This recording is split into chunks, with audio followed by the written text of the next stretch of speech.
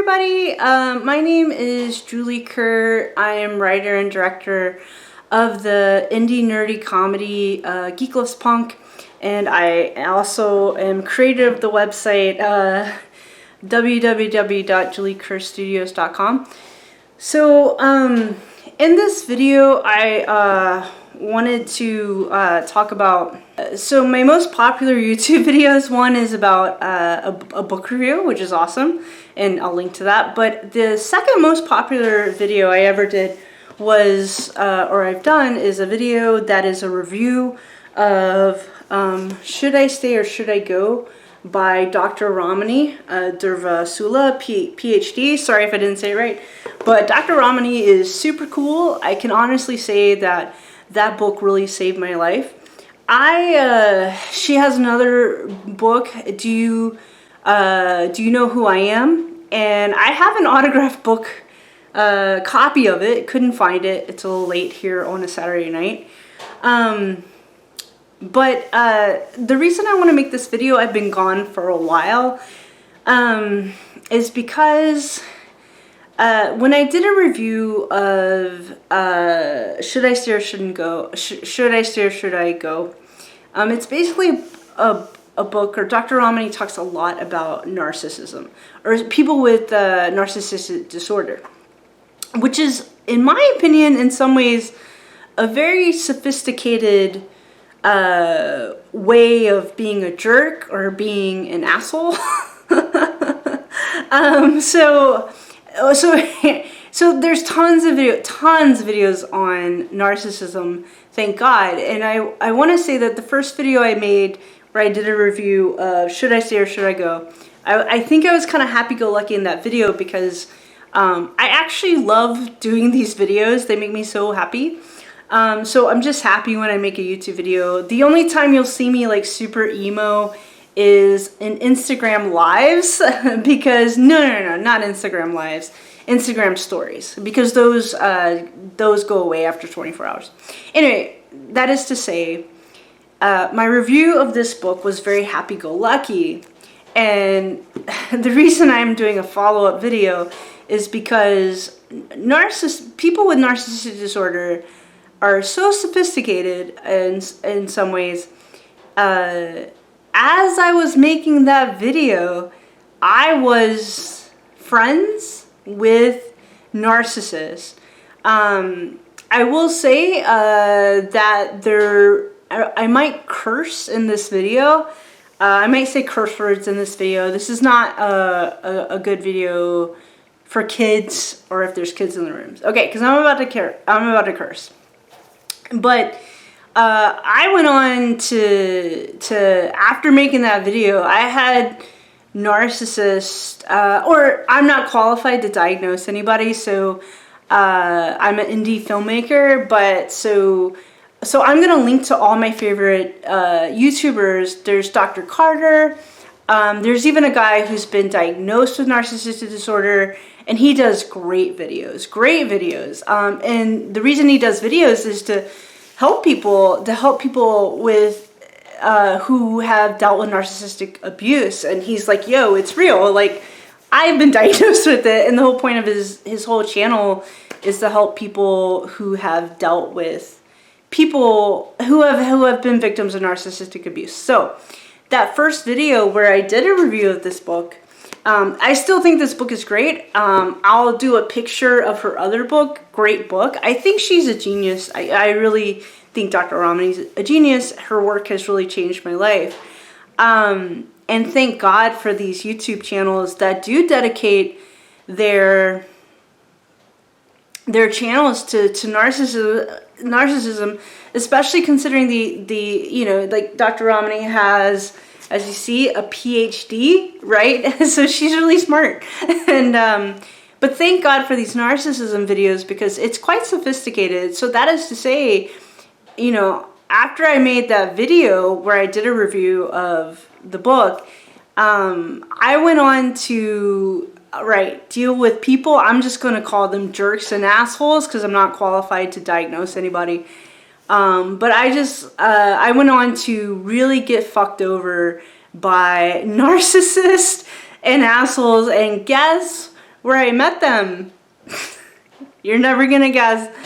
I met them at church. Because narcissists are everywhere.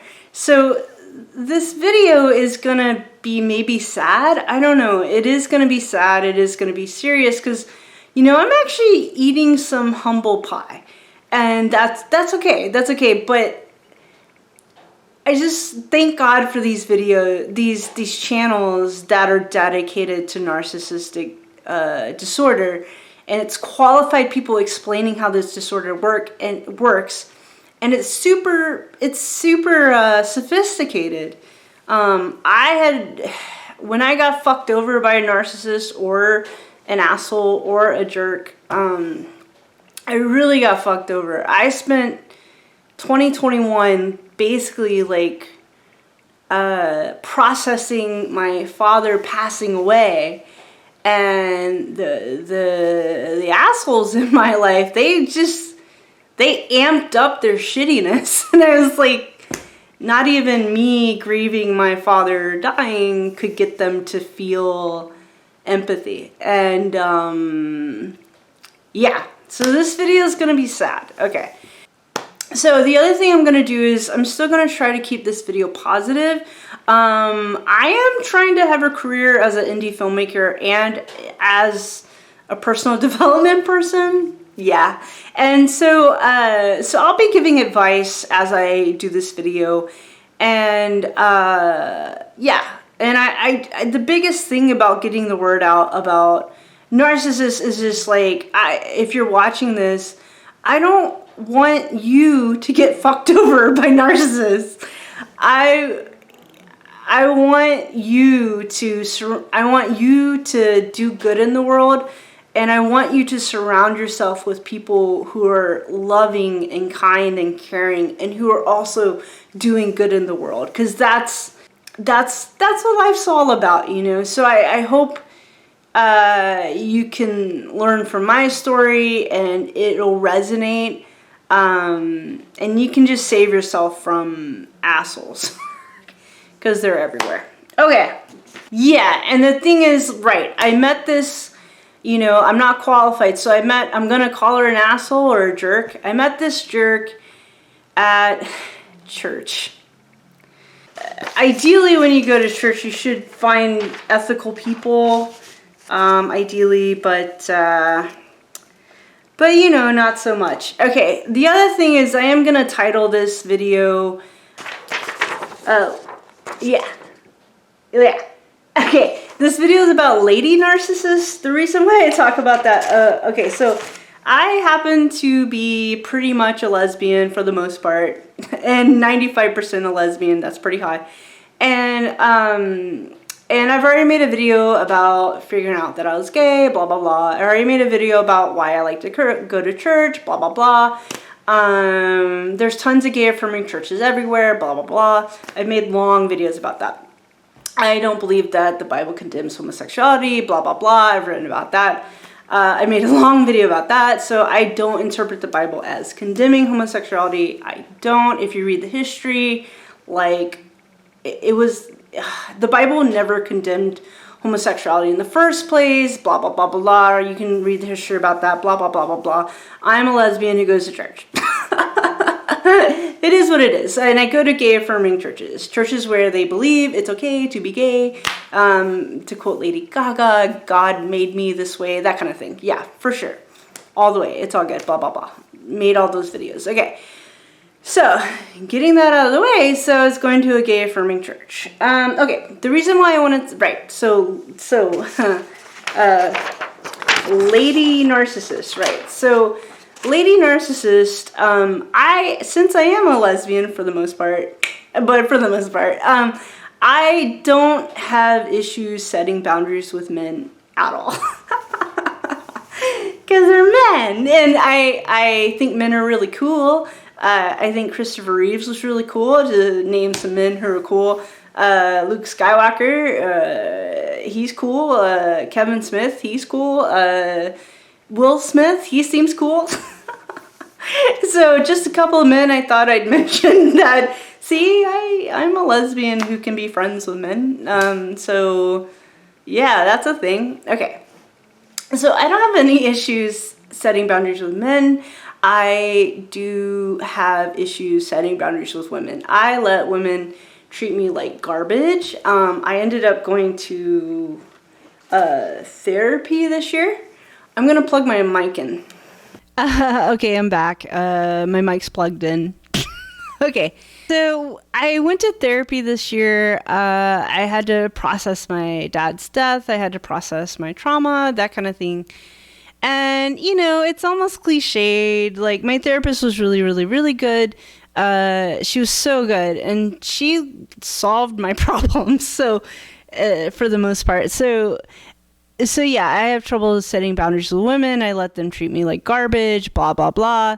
And it's almost cliched. So the love I never got from my dad, I try to get it from women who are emotionally unavailable, blah, blah, blah. I repeat the cycle that I learned as a child of never getting love, blah, blah, blah. Okay, that's my psychology. So, and, you know, I have all the personal development tools. I have the cognitive behavioral therapy. That's the thing. I have my daily habits, my morning routine. I have all this stuff. I also have a personal religious spiritual practice, blah, blah, blah. I have all the stuff I need to be a person and feel good about myself and love myself and la, la, la. The last thing that I found out in 2021 is that, yes, and I learned through therapy, is I have a negative pattern of letting women treat me like I'm garbage because I have low self-esteem, and yeah, and it sucks. So the reason why I'm making this about, you know, lady narcissists is because, you know, the statistics, I think Dr. Ramani said like 25% of all humans might have narcissistic disorder, something like that. So the first thing I want to say is most human beings are awesome and kind and good. Most men, this is my belief system, most men are good and do good in the world. Most women are good and do good in the world. Most humans are good and do good in the world. But there's this small percentage, I want to make that clear because I am like a feminist and female empowerment, and I know it's hard to be a woman because I am a woman. Having said that, almost everybody has trauma, and they do. At the same time, I recognize systematic racism and sexism and homophobia and, you know, all the stuff. And nothing but empathy towards everybody, for sure, because we're all in this together on planet Earth. So, okay, so I want to say that, like, I think most women are good. There's just this small percentage of women that can be lady narcissists or assholes or jerks. I know, because I've dated them. So, or I was friends with them and I met them at church, a place that should be safe. That's a different video of all the unhealthy behavior that I have heard about and have witnessed. The unhealthy behavior that happens in churches. I've seen it. So, and it shouldn't happen, right? Because the idea, you don't have to be a Christian, but the idea behind Christianity, or the idea behind Jesus is like, he was a nice guy and he believed in being kind. If I'm just going to like completely abridge Christianity or completely abridge Jesus' ministry, he believed in everyone being kind to each other. That's like a thing. Okay. So I met I'm just going to call her a jerk, an asshole. I met her at a church that wasn't good for my mental health.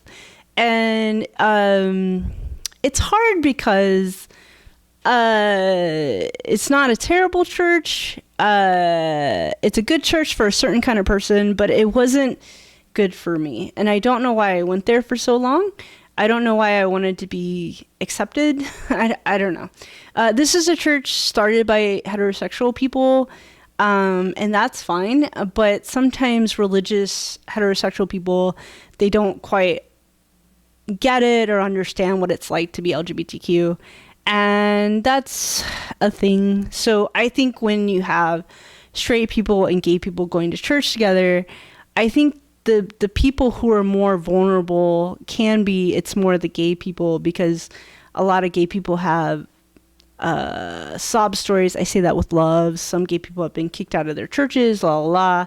I used to, for like 7 years, pray to God to turn me straight, and God was like, no, you're staying gay. Seriously, that's my belief system. And so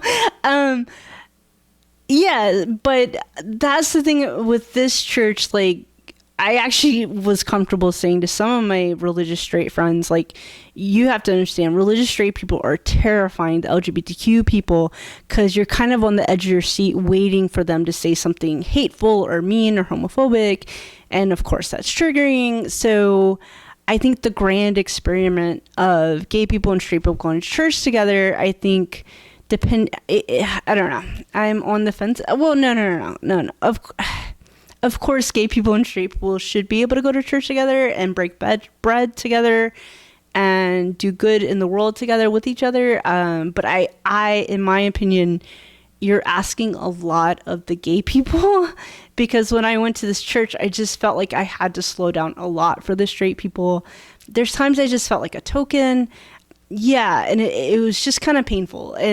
But the straight people, their hearts were kind of in the right place. And yeah.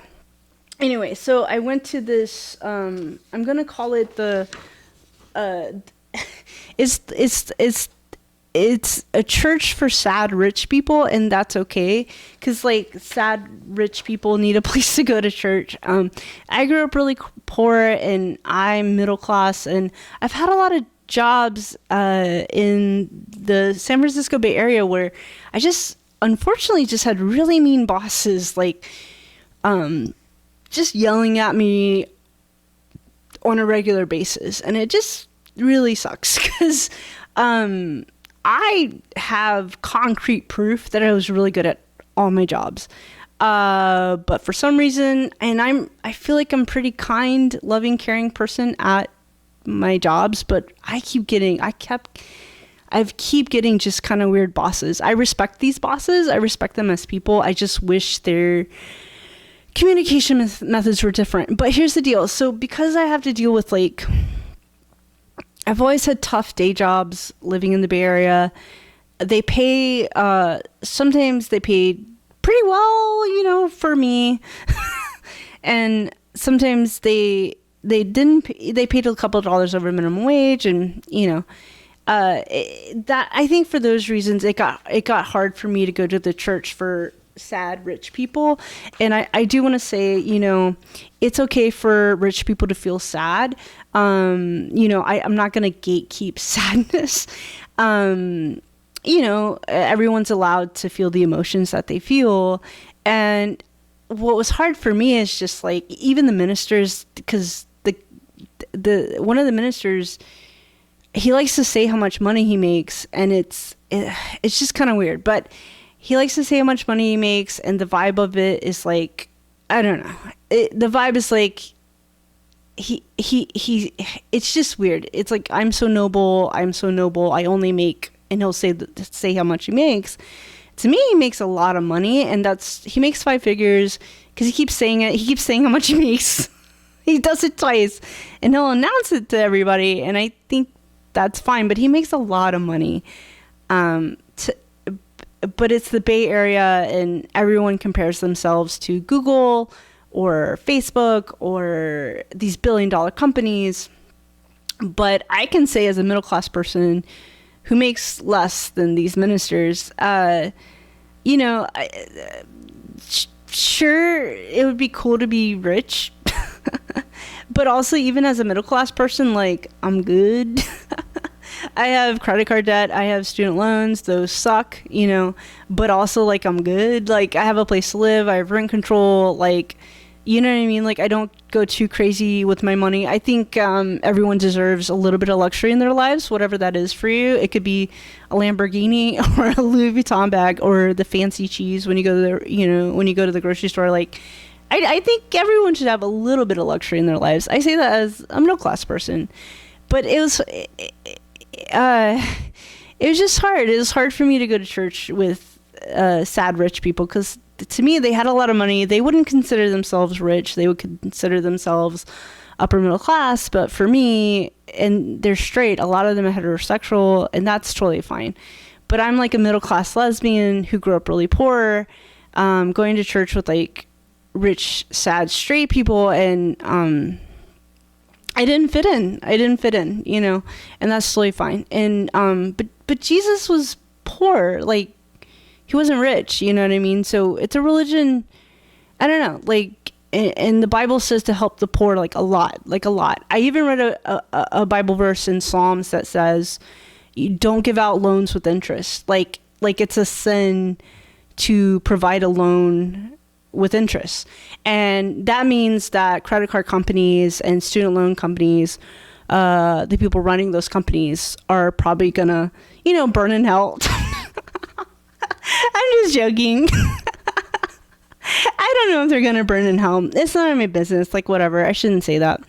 I'm just joking. I'm sure the CEOs of credit card companies and the CEOs of student loan companies, I'm sure they're really fun at a party. I don't know, but you know, their practices are kind of mean. Okay, so, but yeah, like Jesus was all about, like, I don't know, in the Bible in general, like, help people, you know, be good to people, help people, and whatever. So I don't know.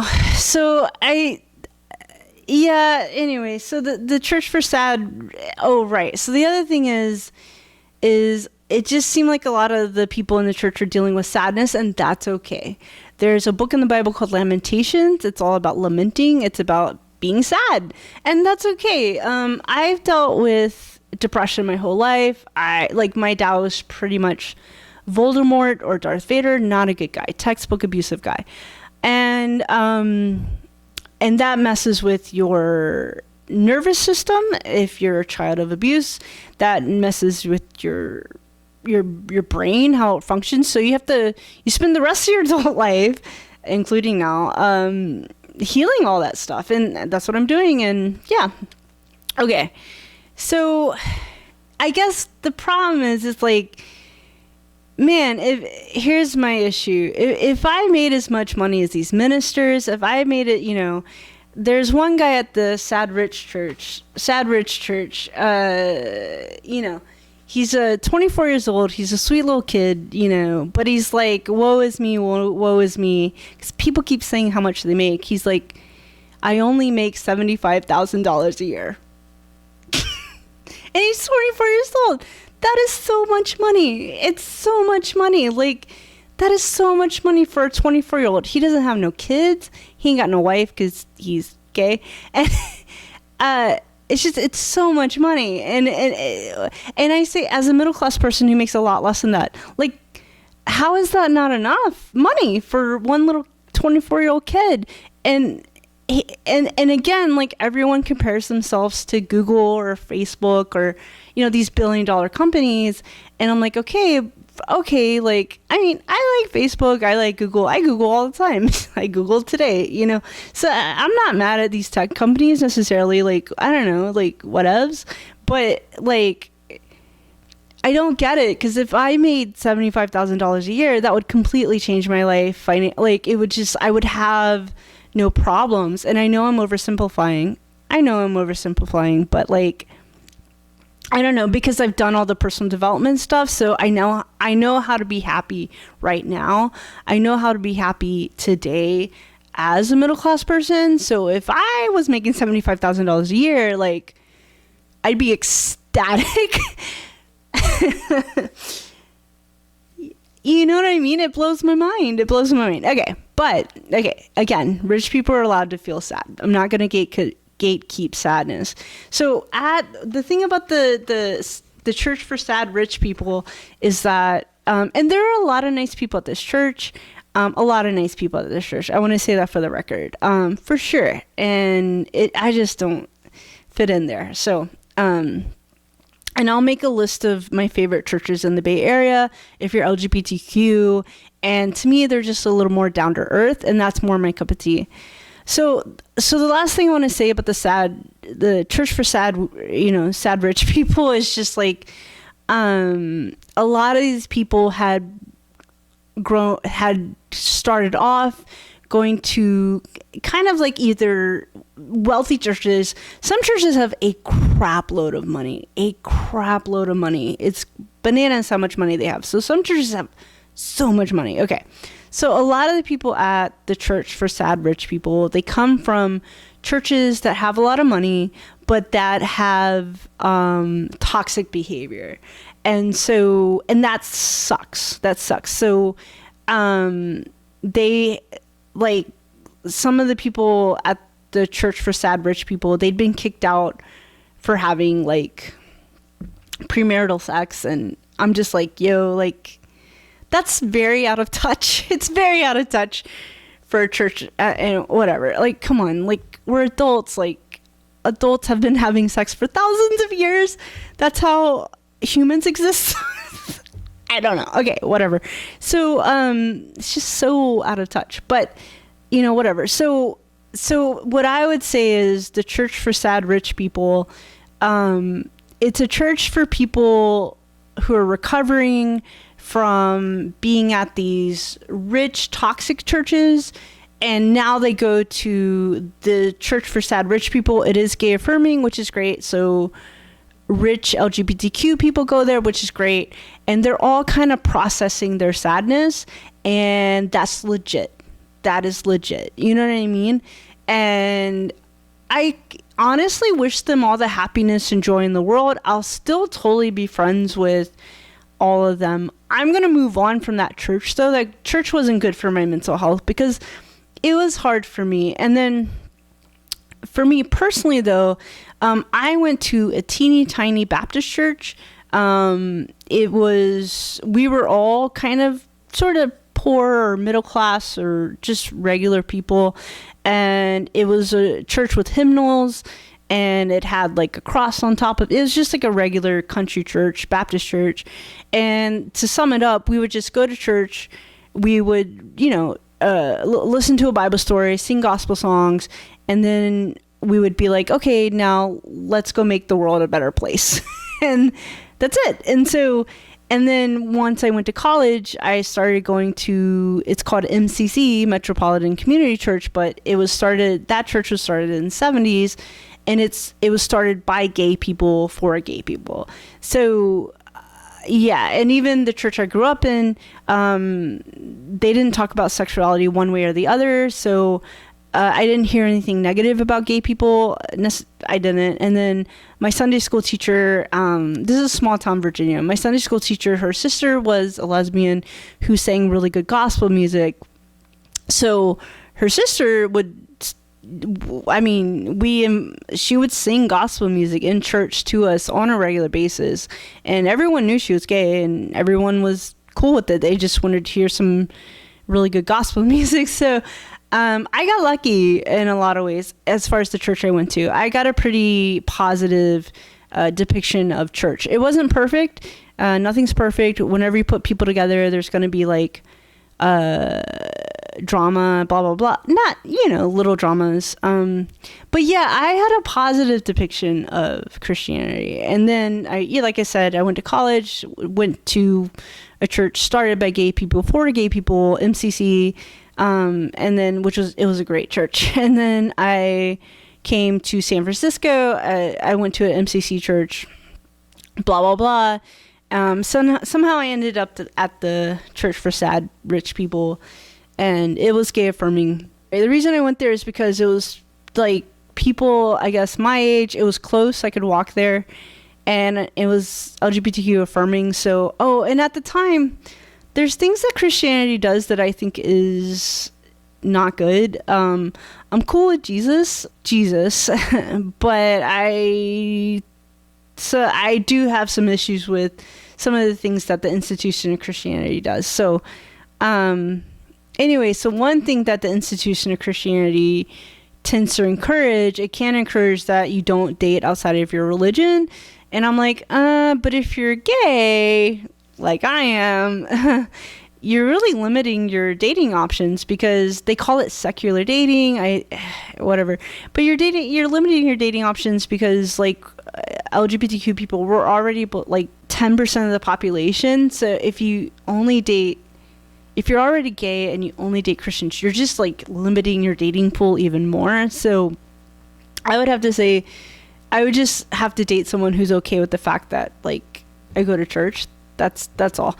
Like, I don't need the person I'm dating to go to church. It's not a big deal.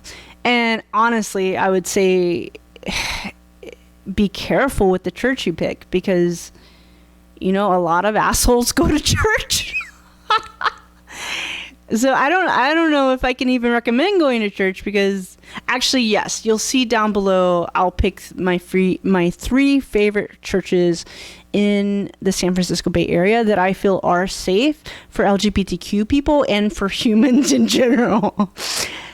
Okay. So I met the asshole at the church for sad rich people. And I don't really fit in at this church. I've experienced microaggressions at this church, but it is a good place for, it's a good healing place for people who have negative experiences with church. It's a good healing place. So I guess the thing about narcissism is they are very sophisticated. I kind of already made a video about this lady, but I'll do it again. But before I get into that, I want to give my first tip. Here's the thing where narcissists are very sophisticated. They can be nice, and when they're nice, they're like really nice. I am right now sitting on a couch that a person gave to me who could be nice sometimes and who could be an asshole. So the other thing I'm going to say about the asshole who fucked me over, I am going to give her empathy at the end of this video. I know, but I am going to give her empathy. That's the other thing about Christianity, that it does enable, in my opinion, it can enable really fucked up behavior.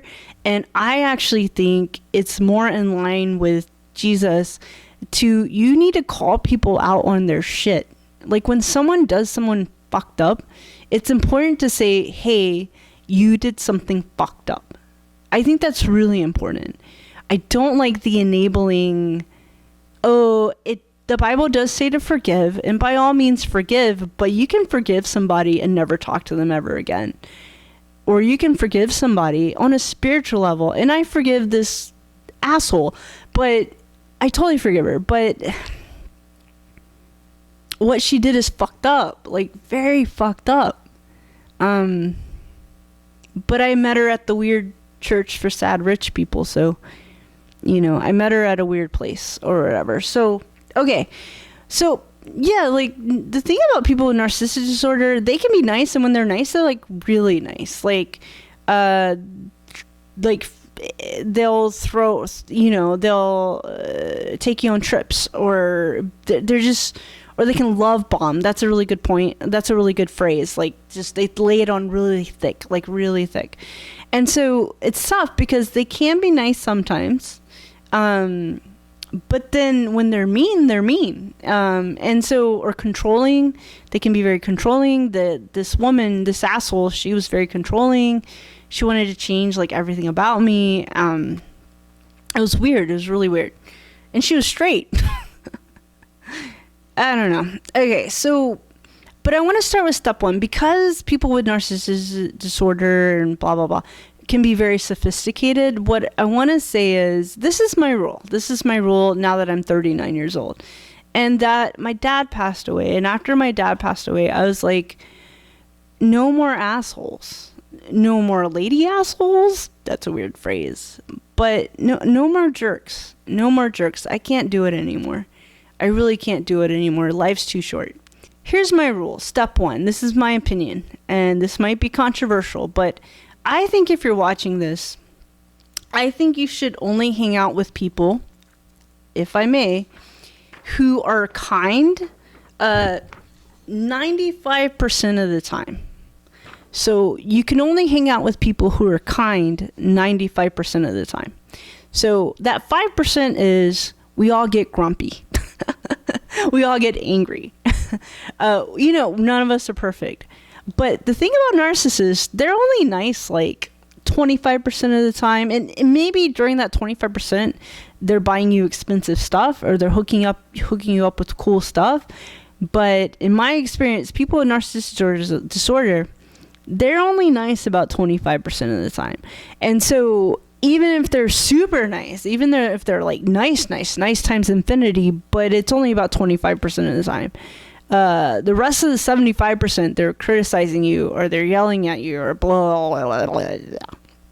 So I actually think it's important. And here's the deal. Like I said, we all get grumpy, etc. Personal development has helped me so much. So the key to finding your inner chill, if you will, you could take up Buddhism or meditation, but there's tons of here's my first book. If you're just dealing with stuff, my favorite personal development book, the place to start is this book. It's called Unfuck Your Brain, Using Science to Get Over Anxiety, Depression, Anger, Freakouts, and Triggers. This book is absolutely fantastic. Look how small it is. Look at this little chicken nugget of a book. It's written by Faith G. Harper, PhD. And this little chicken nugget book, it's a fast read. You could read it in an hour. And she gives tactics on how to find your inner chill, your inner awesome, your inner everything's gonna be okay. So honestly, if you follow the tips in this book, have a self-care routine, have a morning routine, schedule in breaks, schedule in when you're going to do nothing, for me, Saturday mornings, I'm not going to do nothing. I'm going to play a little game on my phone, watch some movies. I'm chilling usually on Saturday mornings, but you can find your way of finding your inner chill. So you can be kind 95% of the time. This is not some outlandish thing. So only hang out with people if they're kind 95% of the time. That's step one. Okay. And I think that will help you ward off people with narcissistic disorder. Okay. Or assholes and jerks. Okay. So, yes. So that's my first step. And now I'm going to talk about, I'm going to say the word jerks. Yeah. I'm going to say the word jerks. I'm going to say assholes. I'm not clinically, I can't diagnose people with narcissistic disorder. I'm not qualified. Okay. I'm going to call her the interesting straight lady, but okay. I'll just get into what happened. I kind of already talked about this in another video, but I'll just get into what happened. So, all right. So I'm already going to this church for sad rich people. It's mainly straight people. There is a group for LGBTQ people. It's mainly gay guys. I like gay guys. I love gay guys. Gay guys are really cool. There's one or two women, and that's cool. But this church is so small and insular. And in San Francisco, the gay community is gigantic. It's huge and it's amazing. So yeah, for some reason I limited myself to this teeny tiny little church. I don't know why I did that, but I did. And I wasn't going on the dating apps. I should have been going on the dating apps. But anyway, I wasn't going on the dating apps because they're dating apps they're not terrible, they're not horrible, they're fine. but they kind of streamline the dating process is what I say. So I think actually overall dating apps are healthy. There's also, you can meet, I already met one catfish. I met a catfish. I had to block her, whoever that person was, but they're tricky. I went on a date 2 weeks ago. Y'all, not a good date. But I wish her all the best. But oh my gosh, no chemistry, none. But I wish her all the best, nothing but love to everybody. Okay. So, yeah, so, all right. So I go to this ladies' brunch because I'm friends with a straight lady. Yeah. And okay, so this is at this brunch. This is where I met the interesting straight lady, and there are things about her that are kind of unique, but whatever. So I go to a Christmas party, lots of people are there. This is pre-COVID. And then after the Christmas party, it's like a big group of people. Also I'm a filmmaker, indie filmmaker. Like, I don't make any money doing it. Hopefully one day, but anyway, so she, here's what I want to say.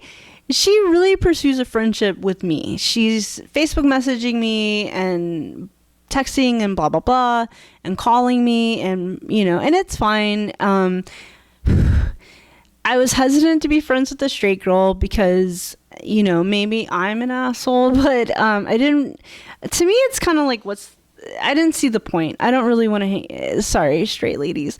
If you're a straight lady and you want to be my friend, we can totally be friends. We just have to have stuff in common, like filmmaking, or we just need to have something in common.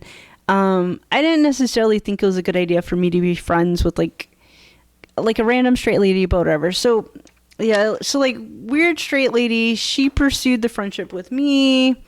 Make sure that's in frame. Yeah. Calling her interesting, but so weird straight lady, she pursued a friendship with me, and to be honest, for the most part, it's kind of positive. Like, we just go see a movie, we go out to eat, like little stuff. 2020 was a rough year. I worked at a physical therapy clinic where I dealt with homophobia at work, and then anyway, whatever, it was tough, and so I ended up leaving because I didn't want to be around the homophobes, blah, blah, blah, whatever. It was a tough year. So because it was a tough year, and then COVID hits, and then, that was tough. By the way, anyone on the front lines for COVID, totally in my prayers. Nothing but empathy towards, I have a friend who's a nurse practitioner, like nothing but empathy towards everybody in general because of COVID. So COVID was tough, and we became friends, and she initiated a hangout and I thought this meant something, and in hindsight, I never should have been at that church in the first place. I just never should have gone to that church, but hindsight's 2020. But she initiated this hangout where we talked until like 6 a.m. in the morning. And so I thought, and then for me at the time, I was very loyal to Christianity. Not anymore. I'm loyal to Jesus.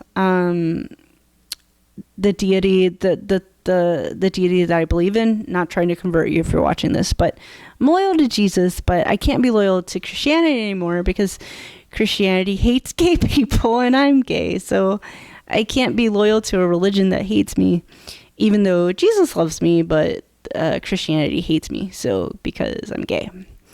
That's heartbreaking. That's really heartbreaking. Okay.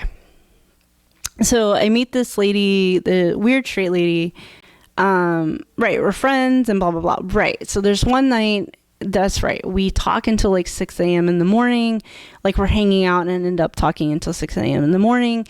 I thought that meant something, or I felt led on, or even, I don't know, but even then it's not necessarily a big deal, but I shouldn't have been hanging out with a straight lady, but whatever. But she initiated that. So anyway, whatever. So, but it turns out, like, because she's like an asshole, she just likes an audience. She just likes someone hearing her talk. What she's saying is sort of interesting, but not really. She just likes the sound of her own voice. She's pretty, I guess. I don't know. So I guess you can at least look at her while she's saying boring stuff. So, yeah, so I don't know. And I had really low self-esteem. So I was like, wow, I can't believe a woman's spending time with me. Y'all, that's so sad. I was neglected as a child. Like, that's so sad. And I forgive myself for having low self-esteem and hanging out with a predatory straight lady. So, okay, so so that's when I got a crush on her. I got a crush on her and I knew it was a bad idea to just be friends. I didn't want to be friends with her in the first place. I remember thinking, like, one of our first hangouts, so I remember thinking like this, and it was a short hangout, but I was like, this is stupid. Like, what's the point of this hangout? Like, I don't know. Like, whatever. Like, my instincts were like, what's the point? So yeah, so she initiates a hangout where we talk until 6 a.m. in the morning, like in person. And I thought that meant a thing. Oh, we're starting this like special friendship. She just likes the sound of her own voice. She's just really talkative. She's just blah, blah, blah, yada, yada, yada. She just likes some attention. She just wanted attention. So after that, I got a crush on her, blah, blah, blah. I emailed her. I know this is totally lame, and that's okay. Or sorry, the word lame is insensitive to people with disabilities. Okay, I know this is like not cool. Okay, I did a thing that's not cool. I Facebook messaged her, told her I had a crush on her, and that's it. We took a break from each other and took a break from each other.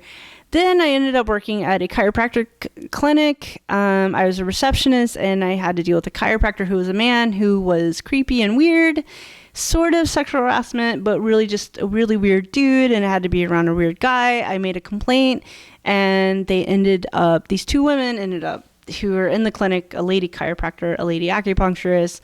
They ended up firing me because I made a complaint. They fired me because the creepy chiropractor guy is going to buy the clinic from the lady chiropractor. So she didn't want me fucking with her money. And so when I made a complaint about him being creepy or weird, she fired me. And I hope God punishes all of them. That was awful. It was awful. It was 6 weeks of me being around this really creepy dude. And these women wouldn't help me, and they wouldn't protect me from him. In fact, they fired me because this guy doesn't know how to act around a woman. Okay, so that sucked. So that's a thing that happened. So after that happened, I called the weird straight lady because I considered us friends. And, you know, we got our friendship, we started hanging out again more, and it was sort of positive, like, because she was Christian, she was saying all the Jesus stuff, so I thought that was cool, because I'm a Christian or whatever, and, yeah, and it was fine. I mean, it was still, like, I was still kind of her minion or her bitch, or that is to say, I was still telling her, oh my gosh, you're so awesome. Oh my gosh, you're so cool. Oh my gosh, you're so awesome. Oh my gosh, you're so cool. You know, it's me feeding her ego because she's an asshole. So that was the friendship. It was very, it made me feel like garbage. The friendship made me feel like garbage.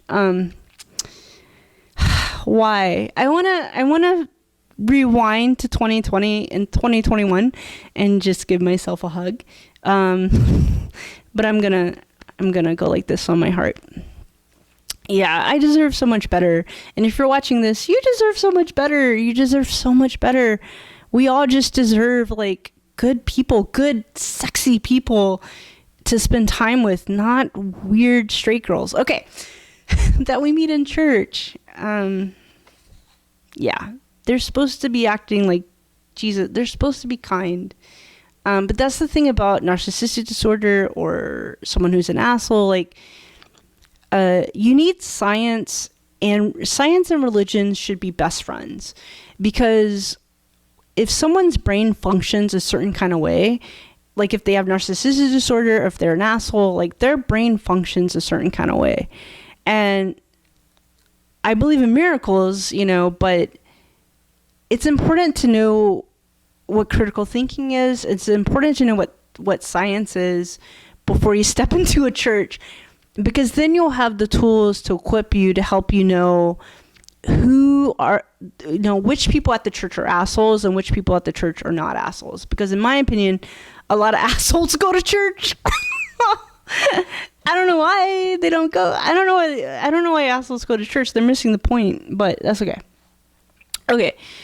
So blah, blah, blah, we're friends again, and it's okay, but like, it's very draining. It's a lot of me just telling her how amazing she is, and it's draining, you know. She's just a draining person to be friends with.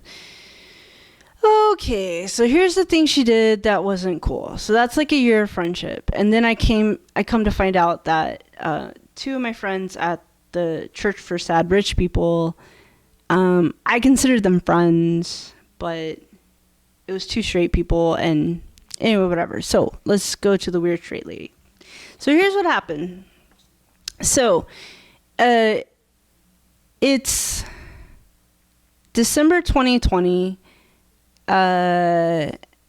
It's like the last week or two of November 2020, and that's when my dad dies. My dad passes away, and that brought up a lot of childhood trauma. It still feels weird that he's gone. It feels weird, and a part of you always feels sad about it. A part of you always feels sad that, or a part of me always feels sad that I didn't get a good dad, or a dad who, anyway, whatever. So my dad passes away, and it brings up all this childhood trauma, and I'm already dealing with COVID, and it's been a weird year, like homophobia at work, like weird sexual harassment at work. It's been a weird, tough year. So here's what happens. It's December 2020, and I need to find a new roommate. And for me, I look for roommates on Craigslist. I'm going to keep this woman extremely anonymous in this video. But it does explain why the weird straight girl got weird. The weird straight girl got weird. It explains the whole weird thing she did. So anyway, so I do a Craigslist ad looking for a new roommate, and there's only one good option. And so the new roommate, it's the same weekend that my dad passed away. So my dad passes away, and two of my really good friends, or everybody, calls me and is like being really loving and supportive.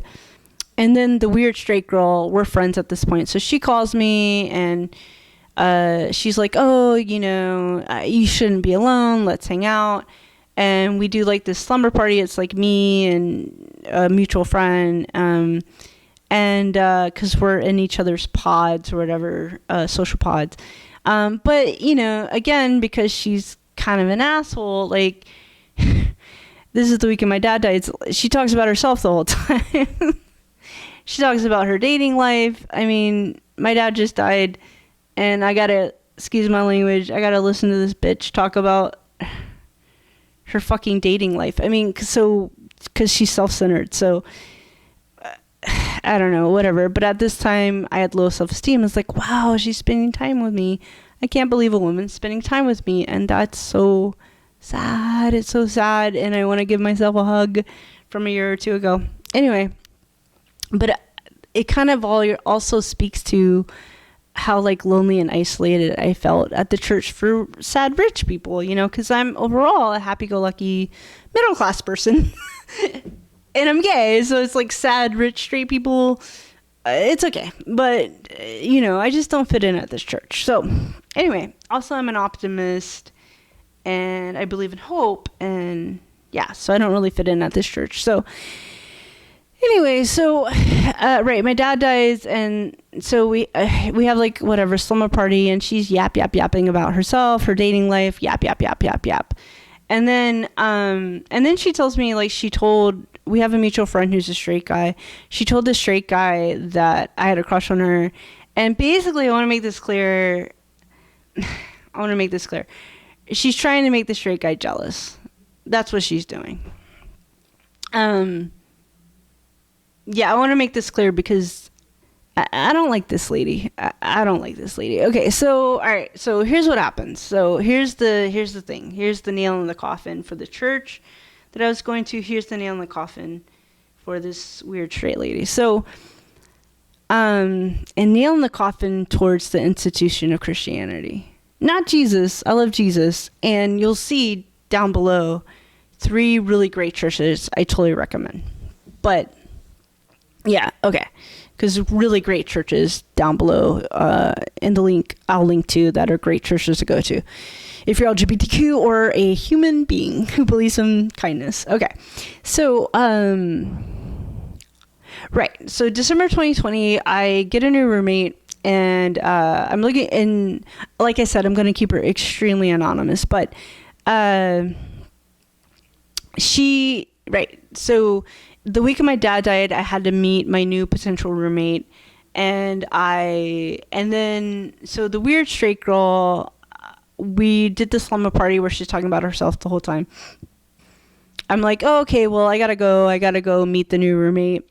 And then, like, weird straight girl is like, by yourself? And I was like, yeah, I mean, what's the big deal? And weird straight girl is like, oh, but like you met her off Craigslist, like what if she's not safe? And I was like, yo, she's safe, but like whatever. So weird straight girl insisted on being here at the apartment when I met the new roommate. So this is important. So the new roommate happened to be attractive.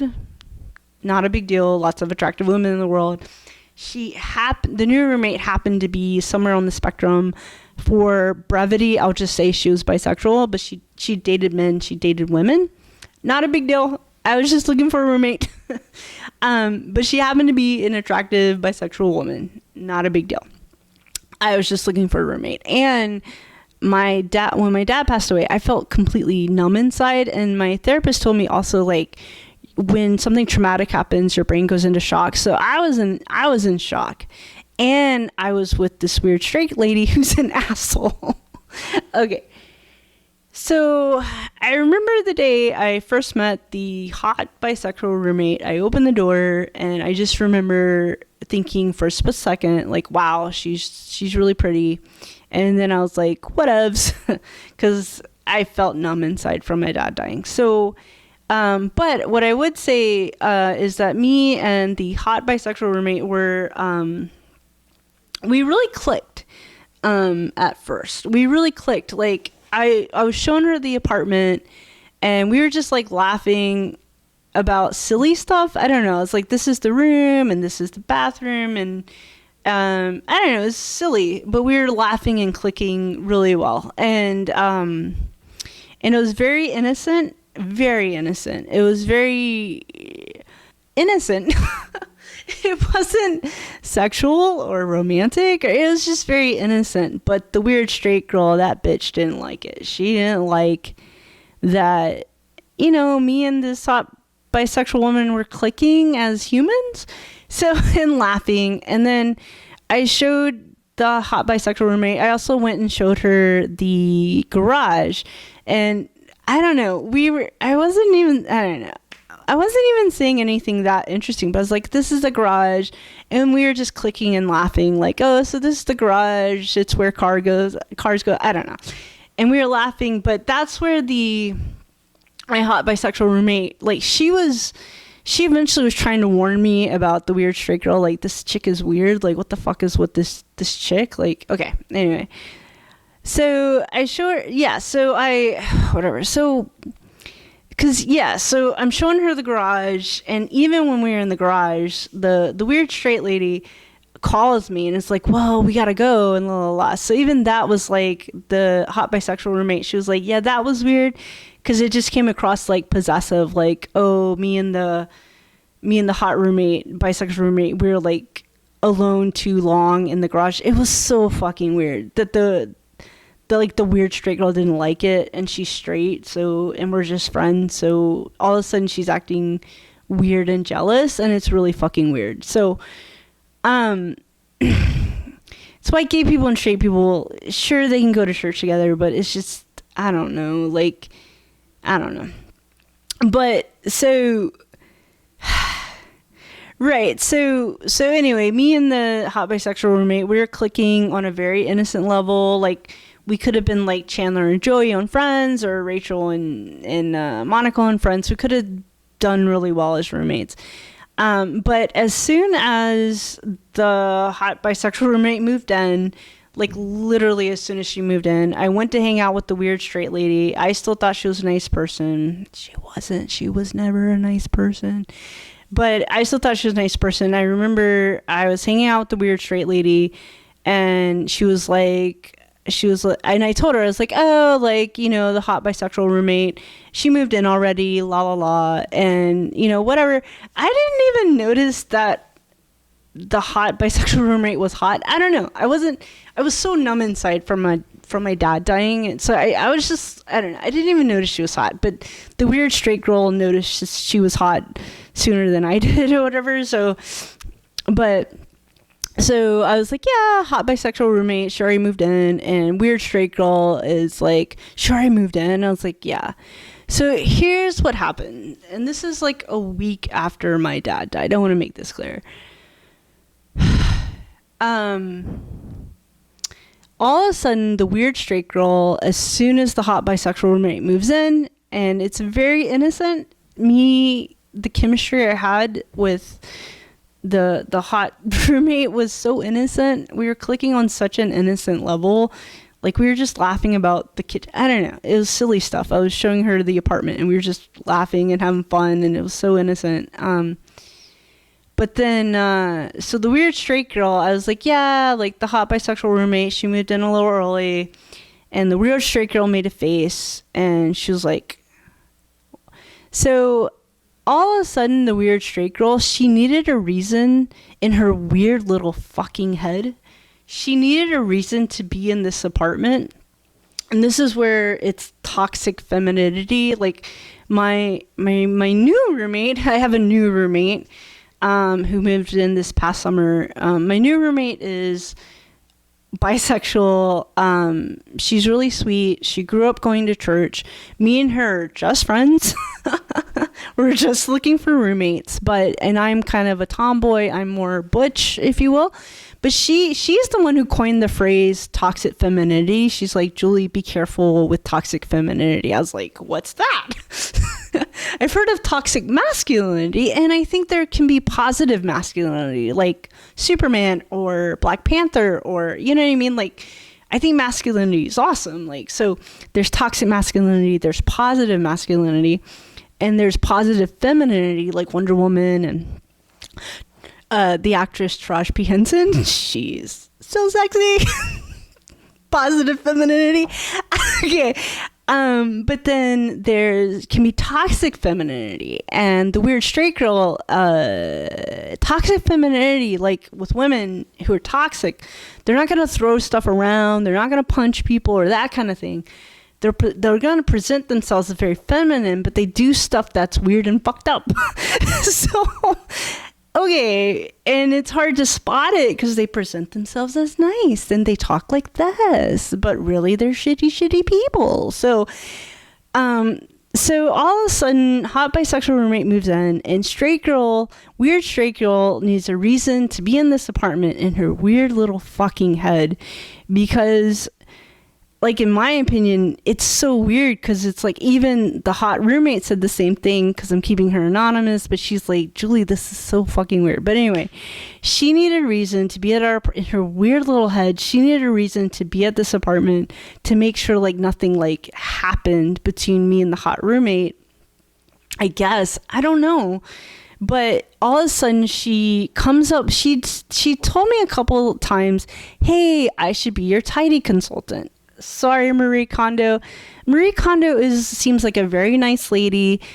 She has a show on Netflix. It's a great show, and she has this thing called tidying, and she has something where you can be a tidy consultant, and which is great. But you do have to get certified. You have to get a certification from Marie Kondo, and that's legit. So, a couple of times, weird straight lady was like, "Let me be your tidy consultant," and I didn't know what that meant, but at the time I was saying yes to pretty much everything she said because I had low self-esteem and I was afraid she'd stop being my friend. That's so sad, because she's a shitty friend. That's so sad. I want to hug myself, and I will show her empathy at the end of this story. Okay, so I was like, sure, you can be my tidy consultant. I didn't know what that meant. And so like I said, as soon as the hot lady moved in to my apartment, then weird straight lady, all of a sudden she needs a reason to be at my apartment. So all of a sudden she's showing up at my apartment because she's my tidy consultant. I'm like, okay. And then she's like, yeah. And I thought that just meant cleaning up my apartment. My apartment's very small. And then she tells me her rate, and this is bad, and I have low self-esteem, and I chose to be exploited, and that's sad. But the whole thing is her idea. The whole friendship was her idea. The whole fucking weird friendship was her idea. Anyway, whatever. Okay. So she decides, and I make a lot less than this, she decides that her hourly rate, because she's a diva, but she's not even certified. She doesn't even have the certification. I had such low self-esteem. She decides that her rate is $100 an hour, which is complete and utter bullshit. Okay. But I'm like, at the time, her parents had gotten evicted, and so her and her parents were sharing a 1-bedroom, and I like felt sorry for her. But also, like, that's not a big deal. You know what I mean? Like, 3 people can share a 1-bedroom, fine. Anyway, but I felt sorry for her. But then she didn't want to get a job. Like, I kept offering to help her with her resume. I kept offering to help her with, like, and she was capable. She'd been a nanny, and nannies in the Bay Area make really good money, like really good, way more than minimum wage. So she'd been a nanny.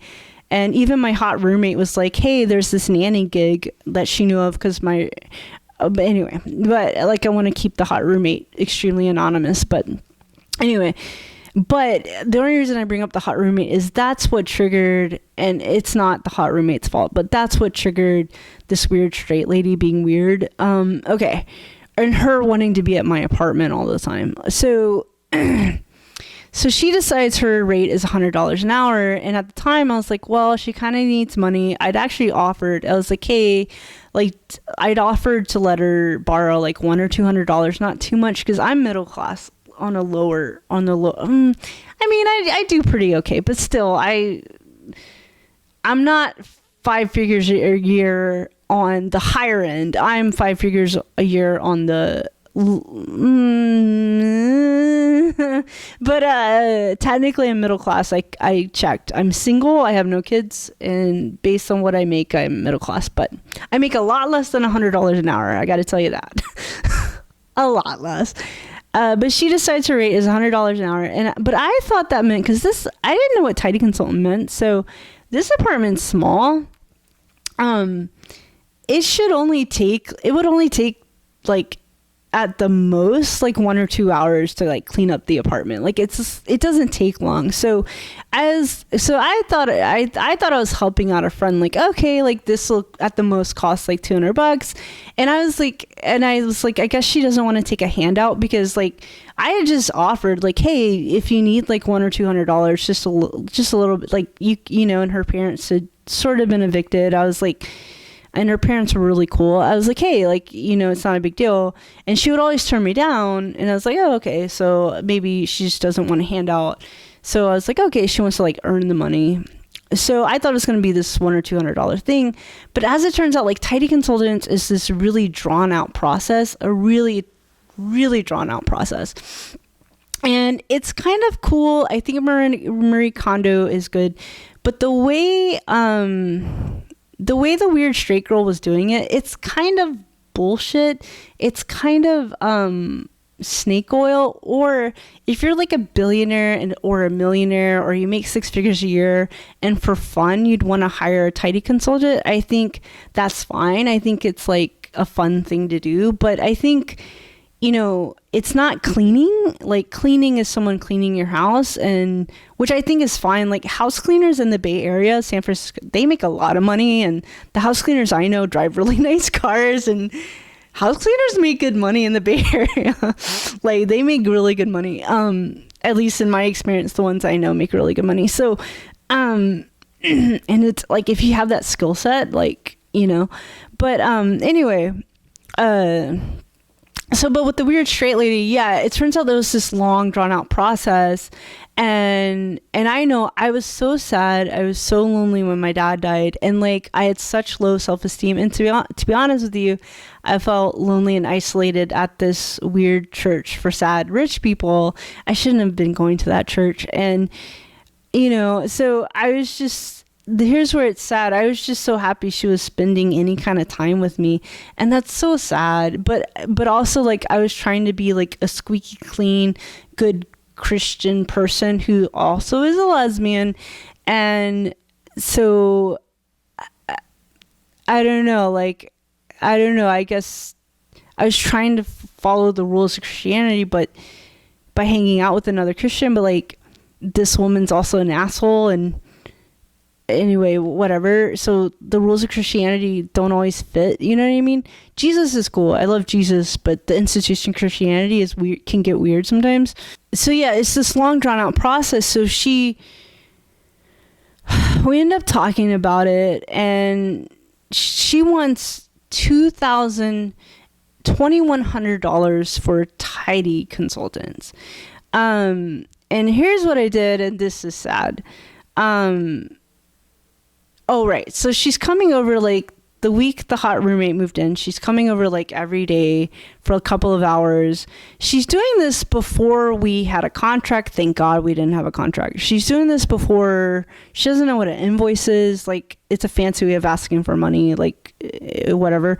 So she just doesn't know. She's not certified. Like, she just needed a reason to be in this apartment so she could fuck things up between me and the hot roommate. Not even, like I said, like, not to say me and the hot roommate were going to be romantic, you know what I mean? Like she was fucking up something pretty innocent, you know what I mean? And I don't know, this bitch, I hate this lady, or I don't like this lady's behavior. So she needed a reason to be in the apartment. All of a sudden she's coming over to the apartment every day, and it's this long drawn out process. Like, it's kind of stupid. Sorry, the way she's doing it, it's really stupid. She's very controlling. Like, she wants me to lose weight. Like, she's not my girlfriend. I don't know. She's just an asshole. She wants to like, reorganize my room. It's just weird. It's random. Why? Why do I need to do any of that? Why? We're just friends. But the thing the thing that's really sad is that I ended up sending her, like, and I had to do this in payments. And this is how much, honestly, how low my self-esteem was, how lonely I was, because I isolated myself in this weird version of Christianity. So I Venmo'd, or it wasn't Venmo, but I sent her in installments, but overall I sent her like $900. Y'all, that is so sad. It's so sad, and I forgive myself, but also my therapist said, like, when your brain goes into shock. So my dad died. My brain goes into shock, and this weird asshole that I met in church pounces on me, metaphorically. That's when she decides to weasel money out of me for something really stupid. And it's just weird. It's a weird thing to explain to people. Like, it's strange. Like, this lady was weird. It's weird. It's weird. So... But I do think she needed to be in the apartment. Like I said, she wanted to fuck things up between me and the hot roommate. She was kind of complimenting the hot roommate in weird ways. Because the hot roommate was like, yo, what's up with this chick? Like, or the thing about the hot roommate, she was trying to be nice. Like, my dad had just died, so she was being very sensitive to that. But she was also like she's acting like she was trying to be gentle because she knew, like, me and the weird girl were friends. I didn't know anything about toxic femininity yet. But anyway, so the hot roommate was trying to tell me, like, this chick's kind of weird. Like, she's acting like a jealous girlfriend. Like, you and me are just roommates. Like, the whole thing's weird, you know? And even then, the weird straight girl was, like, complimenting the hot roommate in a way where we were both like, huh? Like the weird straight girl wanted the hot roommate for herself. Like, I don't know. The vibe was really weird, and it was weird. It was so weird. And there's a saying called shit or get off the pot. And what that means is, like, if you're on a toilet, you either take a shit or you get off the pot, because other people got to use the pot. And so if the weird straight girl is bi-curious, and she wouldn't identify this way, but I'm just like, if she is bi-curious, that's not good enough. I think bi-curious people are giving bisexuals a bad name, because it's just this, like, she would say we had a romantic friendship, and I'm like, that's bullshit. You know, that's bullshit. Yeah, because Christianity is weird. So either we're friends or we're dating, but I deserve so much better than her, like, whatever. So she's weird. So yeah, it's super sad. It takes me a long time to realize, like, that this weird straight lady is an asshole. It just does. And I was really drinking that weird Christianity Kool-Aid. I really was. And it was one of my friends who's also bisexual. I was like, one of my really good friends, I was like, I don't know what to do. I don't know what to do. She's like charging me $100 to tidy consultant. I don't know what to do, because at the time I had low self-esteem and I was afraid to lose her as a friend. And like, and it's sad because basically I was like paying her to be my friend. It was so sad. It was so sad. And that's not a friend. That's not a friend. And Jesus didn't charge. He didn't charge. When Jesus was people's friends, or when Jesus healed people, you know, that's what Christians believe. You don't have to believe that, because I totally respect that. But Jesus didn't charge. Jesus wasn't like, well, you know, I will heal you if you give me $100 an hour. Jesus healed for free. Well, for food. He would want food sometimes, or shelter, but still he didn't charge. One of my friends is also bisexual. She's like, Julie, like, that's messed up. That's weird. Like, you have to stop. And I told my friend, I was like, I feel like I'm drowning. I don't know what to do. Because this is when my dad died. I just felt kind of brainwashed by the weird straight girl. Like, I was just caught up in this really strange friendship. And she was pretty aggressive. Like, she would call me and text me like a lot. One time I told her, don't come over. Like, don't come. Because I didn't want to give her any more money. I was like, don't come over. She would come over anyway. Literally, she's like, yeah, I got your text, but I came over anyway. I had to basically avoid her calls, avoid her texts. She was texting my roommate, the hot roommate, trying to find me. Like, the minute our friendship, it was already a shitty friendship, but the minute our friendship became about money, that's all it became about. I was just walking money bags to her. And I wasn't making that much money. Like, I got a job as an administrative assistant, and it's a good job. It pays more than minimum wage, which is great. It pays 5 figures a year, but it doesn't pay $100 an hour. Not even close. I make less than half of that. So I can't, and the weird straight girl is like 38 years old. Like, I can't financially support a 38-year-old woman who's capable of getting a job. So I just felt like I was drowning, and I didn't know how to like get out of this shitty friendship. I really just didn't. And I don't know. So one of my other really good friends who's bisexual, she's like, Julie, like, that's terrible. That's horrible. You gotta stop. Like, that's terrible. Like, do not send her any more money. This bitch is crazy. Like, excuse my language. So I call the weird straight girl because I still think she's a good person. And I talked to her. I was like, hey, I think this whole tidy consultants thing is weird. Just to let you know, I don't understand why you're charging me $100 an hour. Like, and I make less than that. And I told her I only make blah, blah, blah an hour, less than half of that an hour. It just feels like you're hustling me. I said all that to her.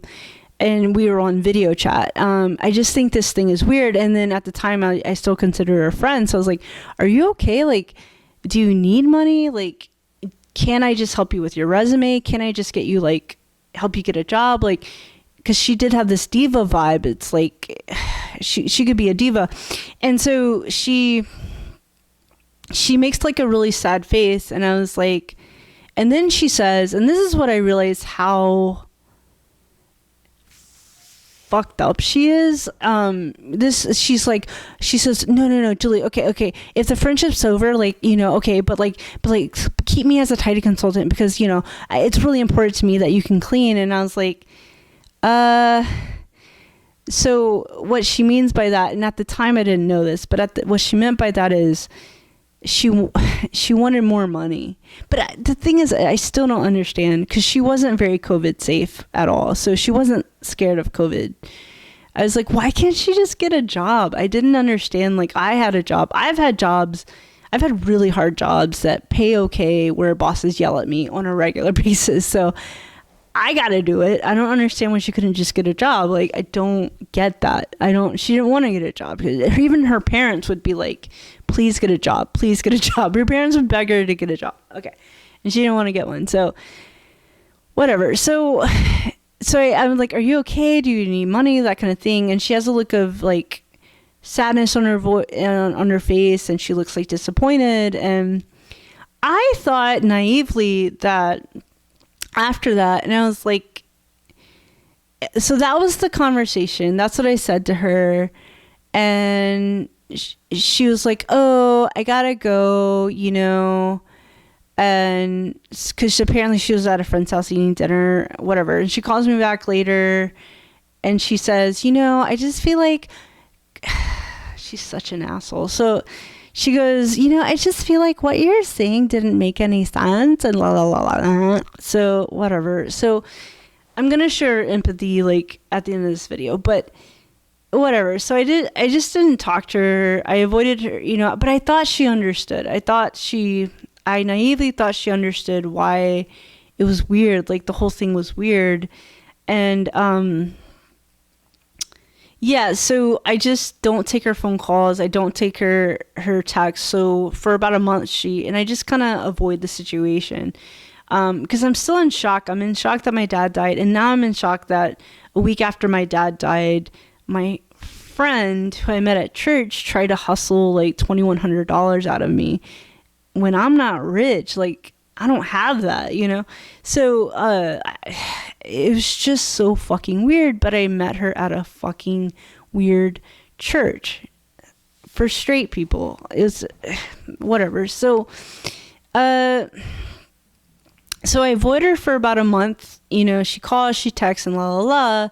Fast forward a month later, and I get an email from her, and the email says, hey, could you send me more money for the title consultants? And I was like, holy shit. This bitch is crazy. So excuse my language, but I was like, because I sent her $900. That's enough. It was stupid. Title consultants, the way she did it, it was stupid. It was really, really stupid. It was dumb. And the fact that she emailed, I was like, wow, this bitch doesn't get it. She just doesn't get it. So she thinks what she did was worth $100 an hour. This bitch is crazy. Excuse my language. It's mind-boggling, but I'm dealing with someone whose brain functions differently than my brain. So whatever. So she emails me, and I'm baffled. And so I emailed her back, and I didn't acknowledge the whole consultants thing. Once money was exchanged, I want to make it clear, every phone call, like, this is where I was being really naive. I was like, wow, she really wants to be my friend. And once money was exchanged, like, every phone call, every text, everything, it was just about getting money out of me. I think that's fucked up. I think it's also strange, because why not just get a job? I don't understand. Like, I have to have a job where my boss yells at me on a regular basis, but I have my coping mechanisms, so I have to have a job. Everyone I know has to have a job, so I don't understand why she can't just get a job. I don't get it. So why am I her only source of, it's just odd. So yeah, so she emails me asking for more money. I said, you know, she's crazy. She's fucking crazy. You know what though? I'm not going to diagnose her. She's just interesting. Anyway, so anyway, after that, I was baffled, because at this point I thought she was still a good person. I was drinking that Kool-Aid. I was drinking the weird church Kool-Aid. So I thought she was a good person and blah, blah, blah. Because I met her at church and she says all the Jesus-y words and Jesus this and Jesus that and blah, blah, blah. But again, Jesus never charged. Jesus never charged. So it doesn't make any sense for a Christian to be acting like that, but whatever. So I call her, and yeah, or I message her or something like that. I'm like, hey, like, she's like, yeah, she emailed me. We hadn't talked in a month, and I'd been avoiding her phone calls, avoiding her texts. She emails me asking for more money. I was baffled that she wants more money. She thinks what she did was worth $100 an hour, and I don't know. Right, so at this point, I think she's still a good person, and she's not, because we've been friends for a year at this point.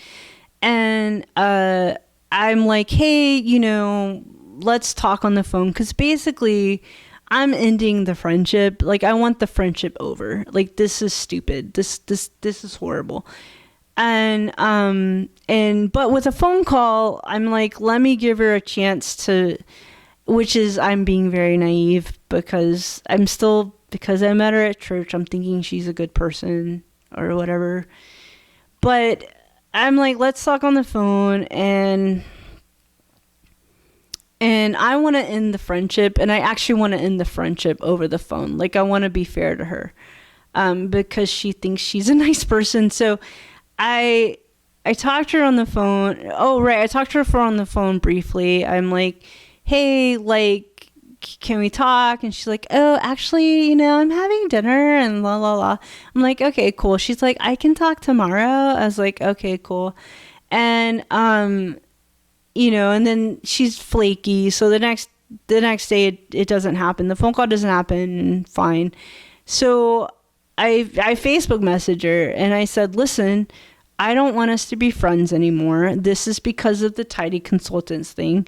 And, if I see you in mutual spaces, I'll be cordial, but we're not friends anymore. And in the future, maybe I'm open to us being friends, but I want us to break up as friends. I.e., I want her to stop texting and calling me and emailing me for money. So that's that. Then I was in a small group with her, and she keeps me on the list with the small groups. I email her, please take me off this list. I'm not going to be in the small group anymore. You got your money. You got your money, crazy lady. You got what you wanted. You wanted the money. So we're not friends. And then, fast forward to, I see her like 6 months later at a party, and I couldn't look at her. My blood was boiling. I couldn't look at this lady, because she wanted to fuck things up between me and the hot roommate, and she did. She talks a lot about herself. She can suck all the air out of the room. It's hard to explain, and it's toxic femininity, because she presents herself as nice, and she talks like this, and she quotes Jesus, and la, la, la.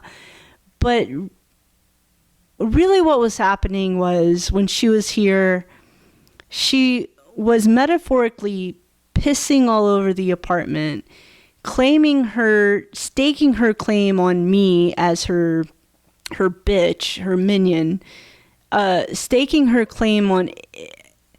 It was very alienating to the hot roommate. It was very unfriendly to the hot roommate. And the hot roommate was just trying to have a place to live. You know what I mean? Like, it was so innocent between me and the hot roommate. But this weird straight lady, like, she just brought a weird vibe to the apartment. And she created this, like, domino effect between me and the hot roommate that she made it weird, basically, that me and the hot roommate, like, never quite recovered from it. We just didn't.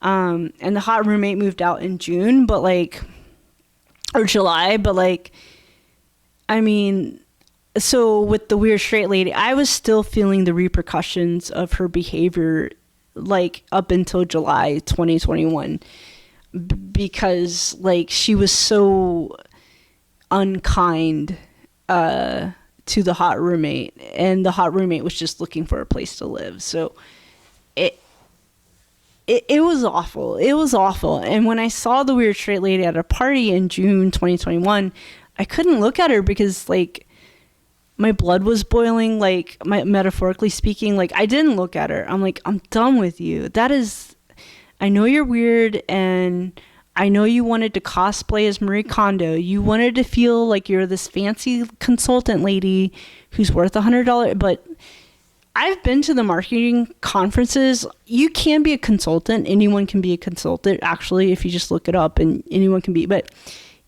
most life coaches, consultants, like, you have to build your business. Like, you have to work your way up to it. You have to work your way up to a rate of $100 an hour. You just don't start off the gate making that much money unless you actually have a skill set. Like if you're a doctor or a lawyer or whatever, you know what I mean, or an architect.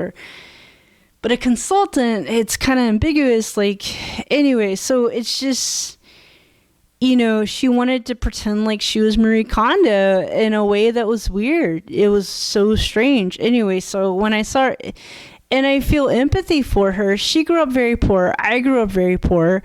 So she kind of wanted to cosplay, and I think that's why she likes this church for sad rich people.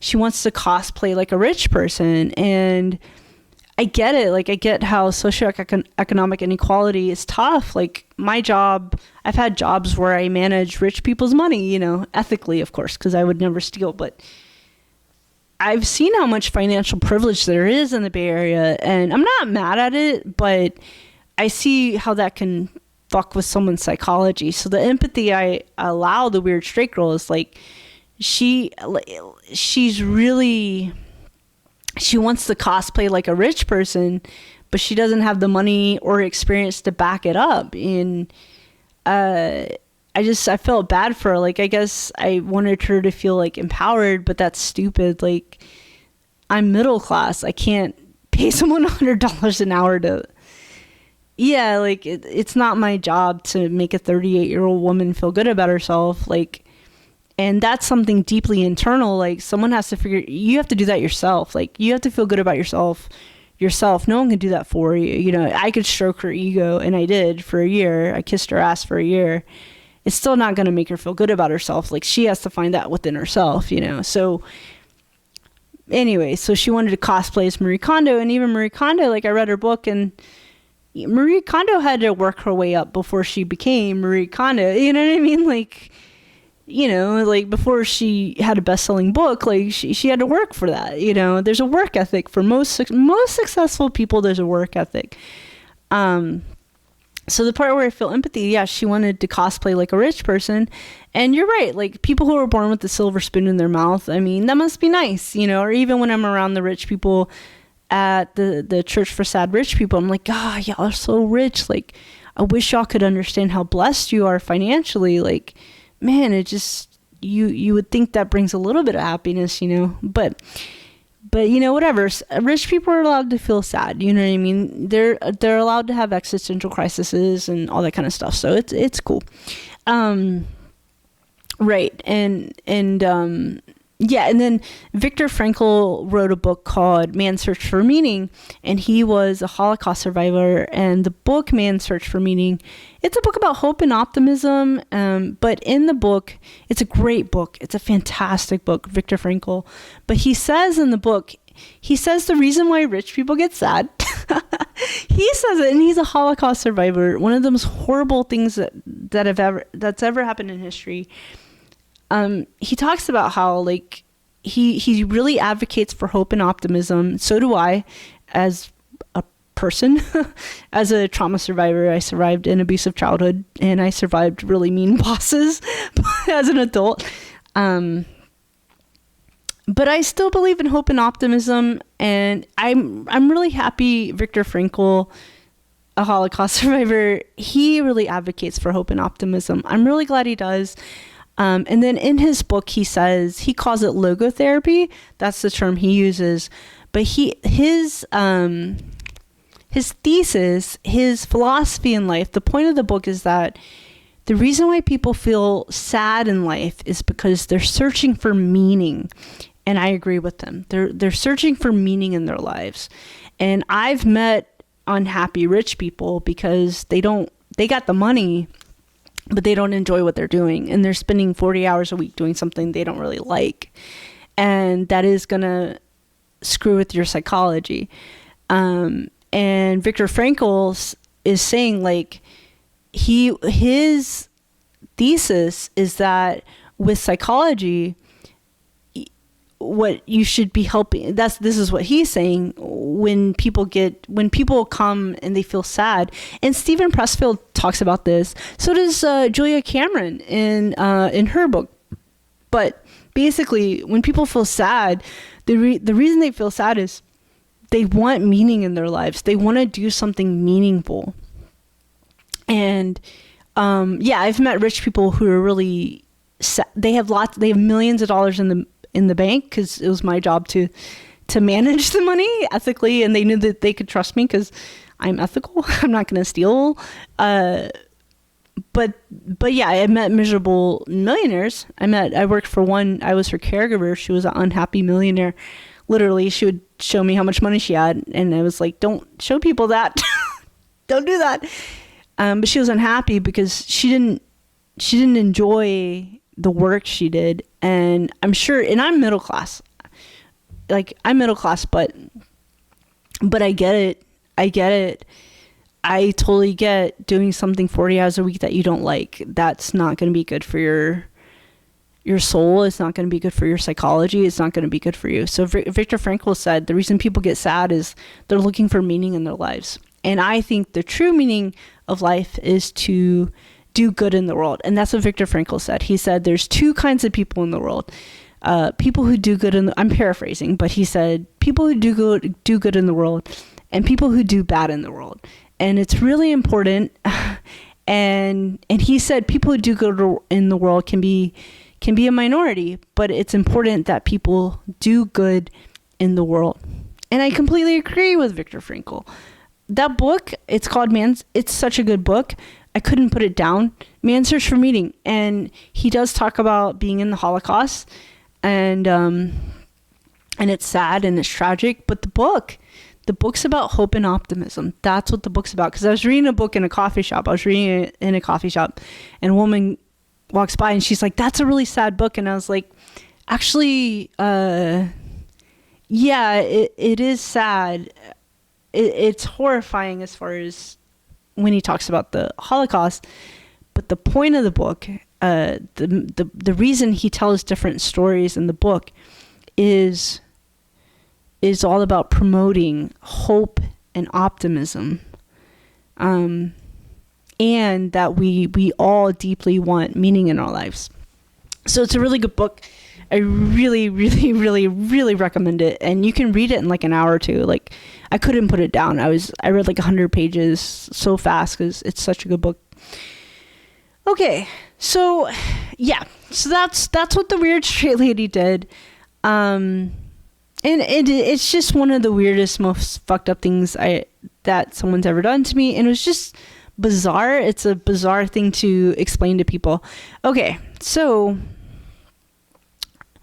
this is what happened. So one of my really good friends, like, one of my really good friends, she was upset because she saw the pattern. She's like, you have this pattern of letting people treat you like garbage, and you let this weird straight person treat you like garbage. And she's like, it's hard for me to watch you let these people treat you so bad. She's like, it's hard to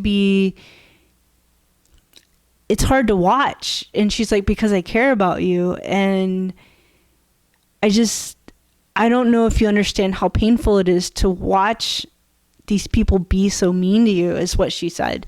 She's like, you have a pattern of being friends with these weird people who treat you badly. And she was right. And so, and she's like, you met this girl at this weird church. And one of my really good friends, she grew up traditionally Buddhist. She's like, this church sounds weird. Like, get a, like, this doesn't sound like a safe space. And, so anyway, thank God for my Buddhist friend. Thank God for my Buddhist friend who, like, woke me up from this weird spell I was under with the weird straight girl. And, yeah, so, and then my Buddhist friend was like, hey, and tell lots of people at the church what happened. Tell them what happened. Let them know what happened, And I was like, okay. So this is where I found out the church is kind of not cool. So I had two friends, a straight guy and a straight lady, and I considered them friends, and I'd broken bread with them, so to speak. I'd had dinner with them a couple times. I considered them friends, and they're heterosexual. So I told the straight lady, my friend who's a straight lady, I told her what happened. Hey, the weird straight girl, blah, blah, blah. I told her the whole spiel, and most of my friends, when I tell this story, they're like, oh, that's weird. And also, I'm really sorry that happened to you. Because, like, the whole friendship was the weird straight girl's idea. The whole hustle was the weird straight girl's idea. It was all her idea. Like, I just want to make that clear. I mean, I consented to being exploited, but the exploitation was the straight girl's idea. And anyway, so I talked to my friend. She's a straight lady. And I was like, hey, this weird thing happened. And I keep the weird straight girl anonymous, but it's a small church, so she's able to guess who it is. But then my friend, who's a straight lady, and she's Christian, and she goes, that's really bad. Like, she shouldn't have done that, and la, la, la. But then she says, but why did you have a crush on a straight girl? And I actually think that's extremely homophobic. And here's what I want to say. I was such a squeaky clean Christian. At the time that I was friends with the weird straight girl, I was waiting until marriage. I was celibate. Yeah, I know, that's weird. And I'm gay. Yeah, I know, it's weird, blah, blah, blah. But I mean, anyway, whatever. Things have changed, or I want them to change. I don't want to be celibate anymore. Okay, anyway, whatever. It's been a long pandemic. So, okay, anyway. But at the time I was waiting until marriage, I was celibate. Like, I want to make this clear. Like, when she said that to me, when she said, why did you have a crush on a straight girl? I thought that was extremely homophobic, because I want to make this clear with the weird straight girl, because I'm so squeaky clean and harmless. I was not trying to fuck a straight girl. I want to make that clear. 1. 2, I wasn't trying to date the straight girl. I told her I had a crush on her in May of 2020.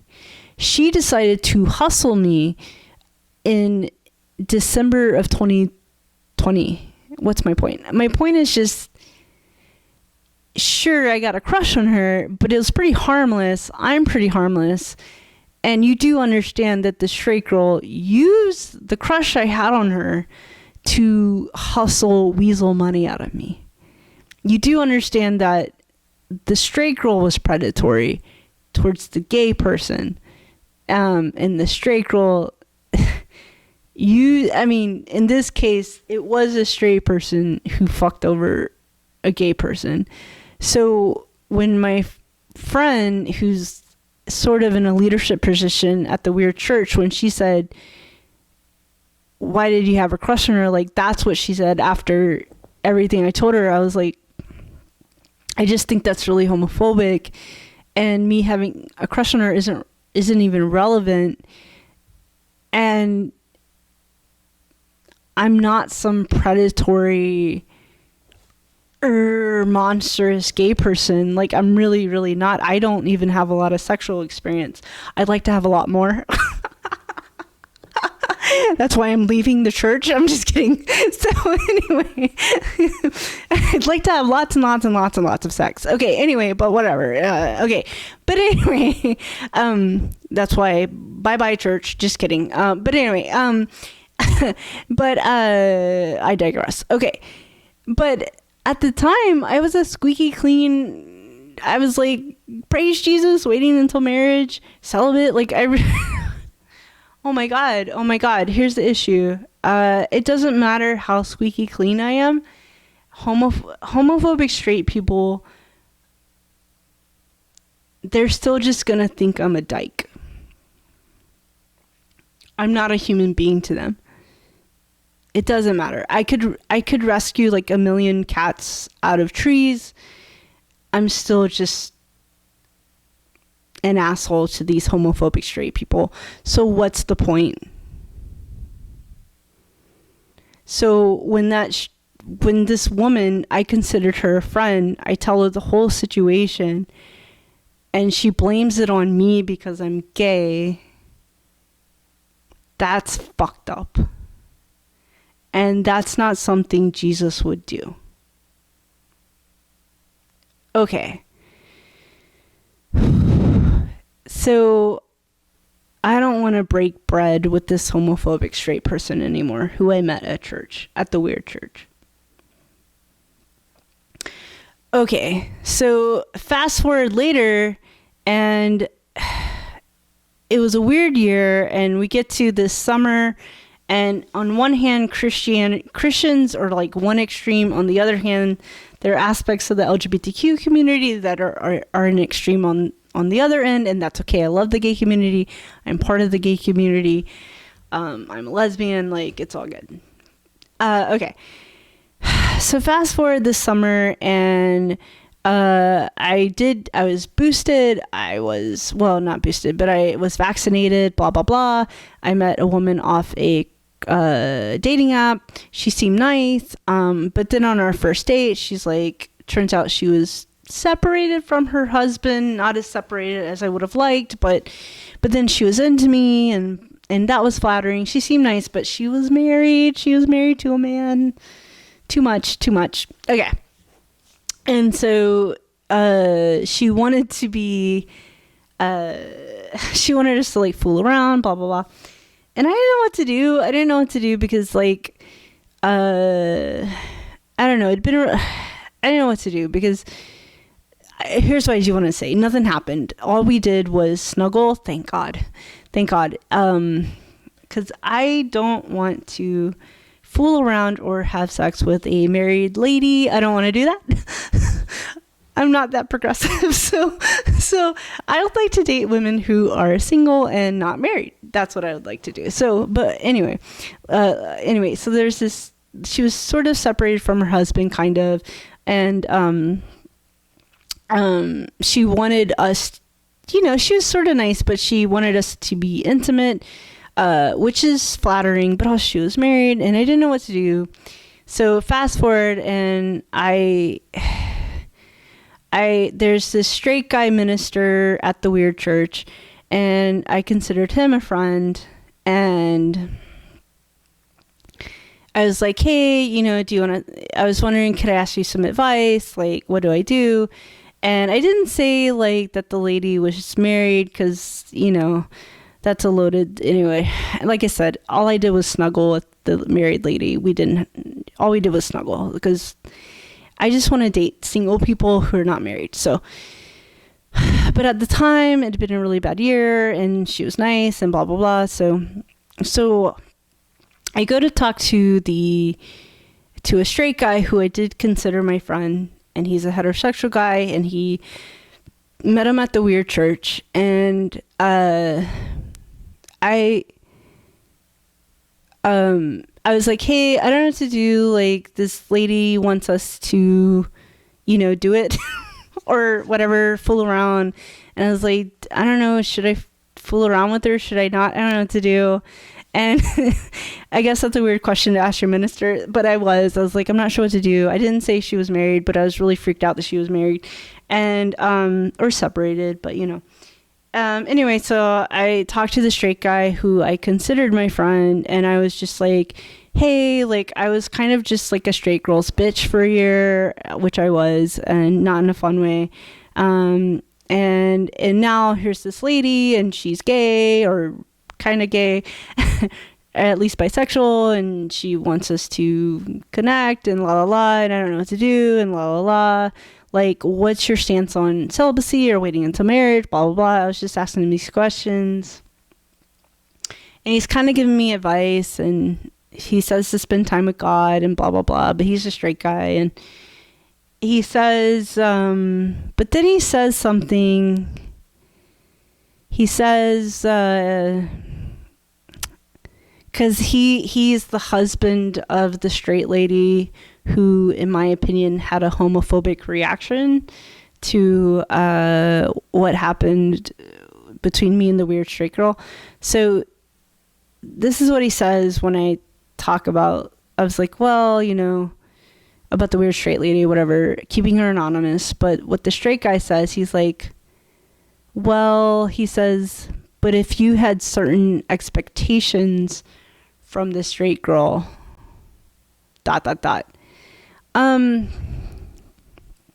I also think that's extremely homophobic.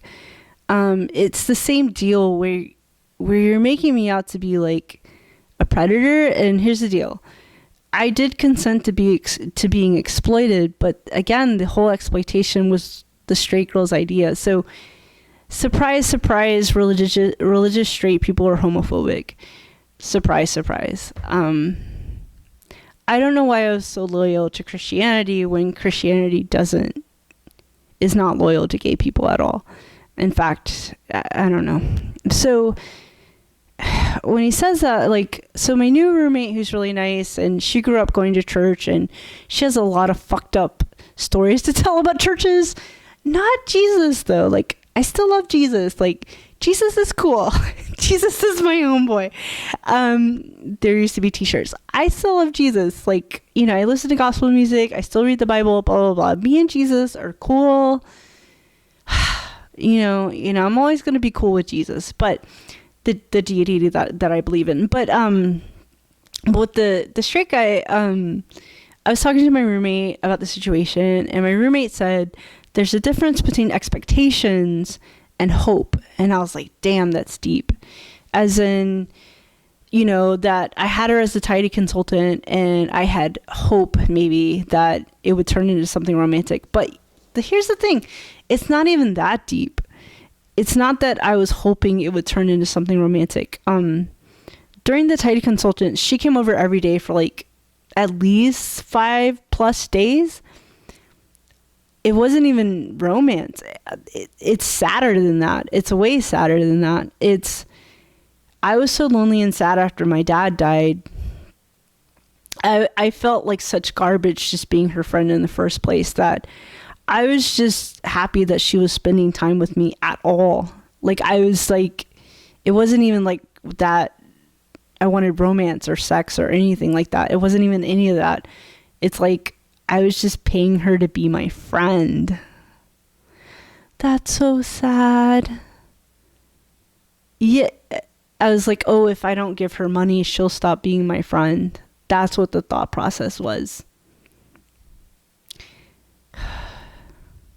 That's not a healthy friendship. That's not a healthy friendship.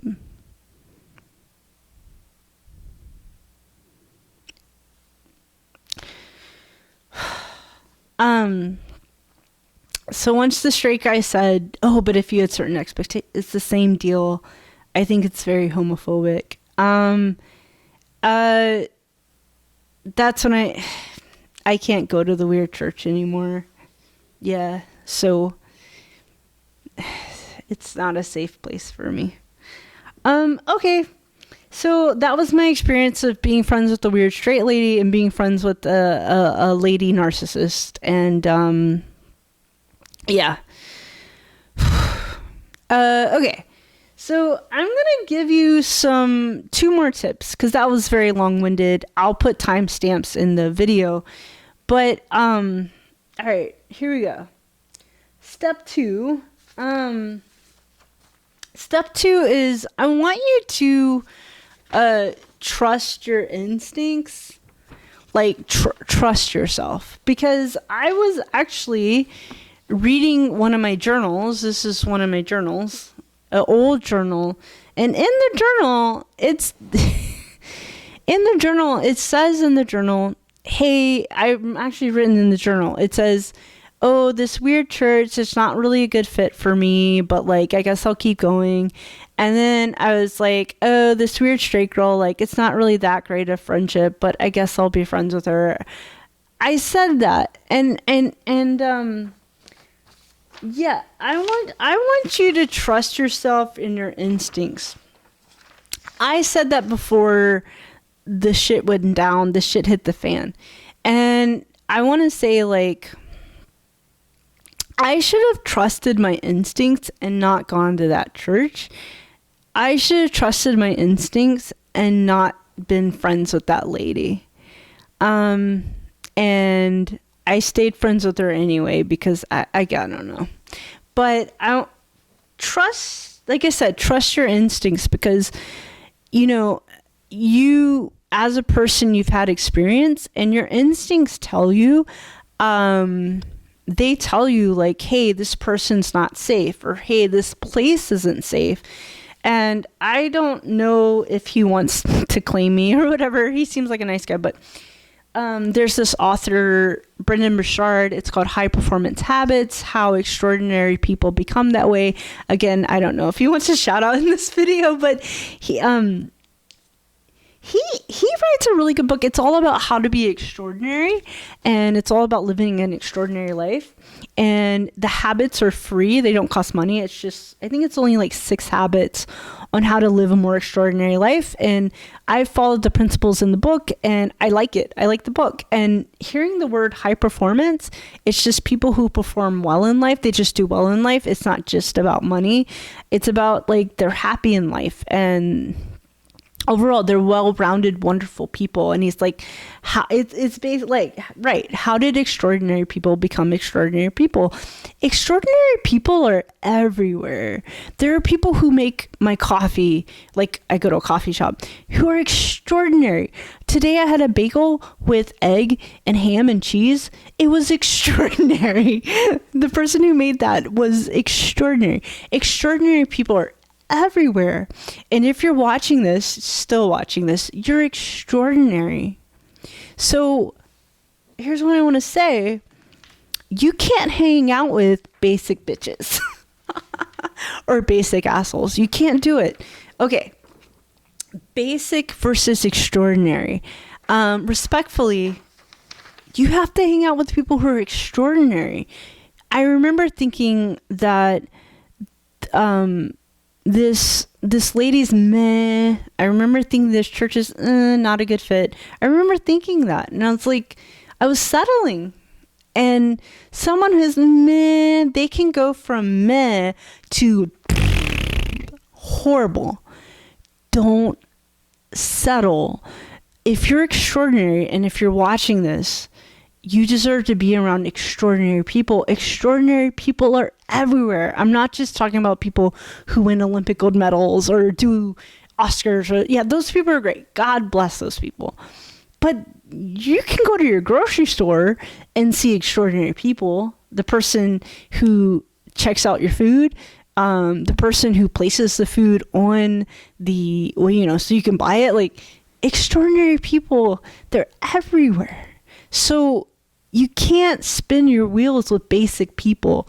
If you're around basic people who think they're Marie Kondo, you're going to have to slow down for those people a lot. And it's going to get exhausting. And nobody has to be basic. Like, they just don't. Like, if you want to be extraordinary, just choose to be extraordinary right now.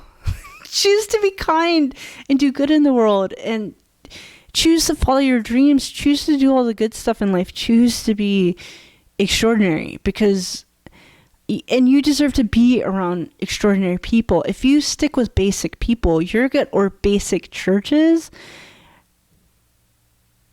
you're going to have to slow down a lot, and you shouldn't have to do that. Be extraordinary and spend time with extraordinary people. Extraordinary people are everywhere. Okay. Don't spin your wheels on weird churches when there's really awesome churches, or don't spin your wheels on weird people. Like, there's fun weird, and yeah, fun weird school. And then there's just like weird, and it's like, weird is unhealthy. Okay.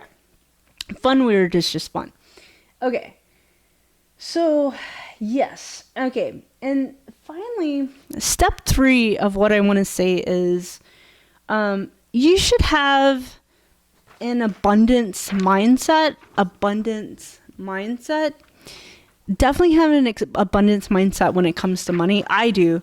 My goal is that my indie film makes $5 million this year for fun. That's just my goal. Like, the marketing budget is like $5. Just kidding. I'm middle class. So for fun, like, based on nothing, based on not really a marketing budget, for fun, my goal for my movie is for it to make $5 million this year for fun. I don't know. I just arbitrarily picked a number, like whatever. But so I have an abundance mindset when it comes to money, even though I don't have a lot. But I had such a scarcity mindset when it came to women, when it came to love, the very concept of love. And yeah, I had such a scarcity mindset. And it's like, oh, the best I can do is this okay church, or, oh, the best I can do is this, this weird straight girl. Like, oh, this is the best I deserve. And also, like, this weird version of Christianity can be very isolating anyway. It can be isolating for straight people as much as gay people. So it's just kind of an isolating version of Christianity. And, but I had such a scarcity mindset when it came to women and people and love, and I want to have an abundance mindset. I want to say this with love. Attractive, gay, queer, bisexual women in California, where I live, they are a dime a dozen. They're everywhere. Why? Why was I spinning my wheels with this straight girl? Why? Because I was going to the church and I was buying into this weird version of Christianity. Jesus wants me to be happy. I love Jesus. I want to make the world a better place, and I want to have a girlfriend or go on dates and all that kind of stuff. And then I want us to, you know what I mean? Okay. Anyway, but, now I have an abundance mindset. There's so many extraordinary, amazing, awesome queer women in the world, and who obviously I'm gonna have to find a girlfriend or a woman who I date who's okay with the fact that I go to and like I said, I don't go to the weird church anymore. There's 3 really amazing gay affirming churches that are amazing that I go to, or that I want if I wake up in time. But there's 3 fantastic gay affirming churches, and it is straight people and gay people going to church together, and it's successful, you know, and it's really a positive place, and hope and optimism and love, and they teach the really good stuff. And anyway, so yeah, but anyway, I will have to date a woman who's okay with the fact that I go to these really awesome churches. She don't have to go. Like, I can be like, baby, I'm going to church, see you later. And then I come home. Okay, I'm home now. Okay, let's make out. Okay. So I am going to have to date someone who's okay with the fact that I go to church, but that I go to 2 really cool churches. Okay. But please understand, if you're spinning your wheels romantically on someone who sucks and who's the worst or whatever, have an abundance mindset when it comes to love. Love is everywhere, and it's spiritual, and it's infinite, and it's amazing, and it's supposed to feel good 95% all the time, you know? And so have an abundance mindset when it comes to human beings. Like, where there's a will, there's a way. Like, there's so many humans in the world, and in my case, there's so many amazing queer women in the world. There's so many, it makes the idea of dating fun, you know? So have an abundance mindset when it comes to romance, when it comes to people, when it comes to love. It's a happier way to be. It's a way happier way to be. So I have an abundance mindset. With the married lady, it was 3 dates. I was too freaked out. We just snuggled. I was too freaked out to do anything with her physically. It's flattering that she wanted us to do more. And but it's okay, she's figuring herself out. But for me, I also had an abundance mindset. I was like, do I want to spin my wheels on a woman who's still kind of figuring out if to me, it just seemed like she was still figuring herself out, and that's legit. That's really legit. So in that case, I was like, well, abundance mindset, like, you know, there's so many amazing queer single women out there, so I kind of rather date single women, you know. So I was really good at setting boundaries this summer with the 3 dates with the I call her the married lady, but I did a good job setting boundaries with her I kindly set boundaries with her, and she was a nice person, but I did a good job of setting boundaries with her. Because what I learned with my therapist last year was like, yeah, I have a habit of letting women be mean to me, and my therapist was like, stop doing that. So I'm doing good at setting boundaries with women, and my life is a lot happier. It's a lot better because some women can be narcissist. They can have narcissistic disorder. They can be mean. They can be self-centered. Some women, not all. I'm a feminist. I love Wonder Woman. So some women can be assholes, but yeah, date the women who are kind and loving and caring. And yeah, you can still, like I said, I don't have a lot of experience, but I say this with love. You can still have hot sex with a kind, loving woman. I don't know. Like, you're not going to have boring sex just because you're dating someone who's kind. I mean, two kind people can have really hot sex, I've been told. So anyway, follow your dreams. So, okay. So that's what, have an abundance mindset when it comes to, women and love and joy and kindness and all the good stuff in life. Because God, in my opinion, and Jesus, in my opinion, that's the deity I believe in, wants you to be happy, wants you to hang out with extraordinary people. Please treat yourself with kindness. Please set boundaries with assholes. Don't hang out with them or work with them if you don't have to, or go to church with them if you don't have to. Please don't do those things. Please be kind to yourself. Okay, and one last book. There's a really good book on how to make friends. Just sidebar. How to Win Friends and Influence People. The Only Book You Need to Lead You to Success, Dale Carnegie. This book is so good on people skills. So if you're like, oh, how do I make friends? It's such an extraordinary book on how to interact with humans. It's so good. And when I try the habits in the book, it works. So it's a great book on how to make friends. Okay, so that was my video on lady narcissists. Don't date them. Don't go to church with them. Just run for your life. Run for your life if you encounter a lady narcissist. And look, just, you deserve love. You deserve the good stuff in life. We all do. We deserve to live extraordinary lives. So let my cautionary tale be, I don't know, just understand then that you, me, everybody, we deserve like the utmost respect. We deserve to live extraordinary lives and have extraordinary relationships, friendships, romantic, all this stuff. So go forth and be awesome. And if you encounter a lady narcissist, literally run for your life. Say a prayer. God, take care of them. God, take good care of them because I got to bounce. Yeah, and trust your instincts. So, okay, I'm Julie Kerr, writer and director of the indie nerdy comedy Geek Loves Punk of www.juliekerrstudios.com.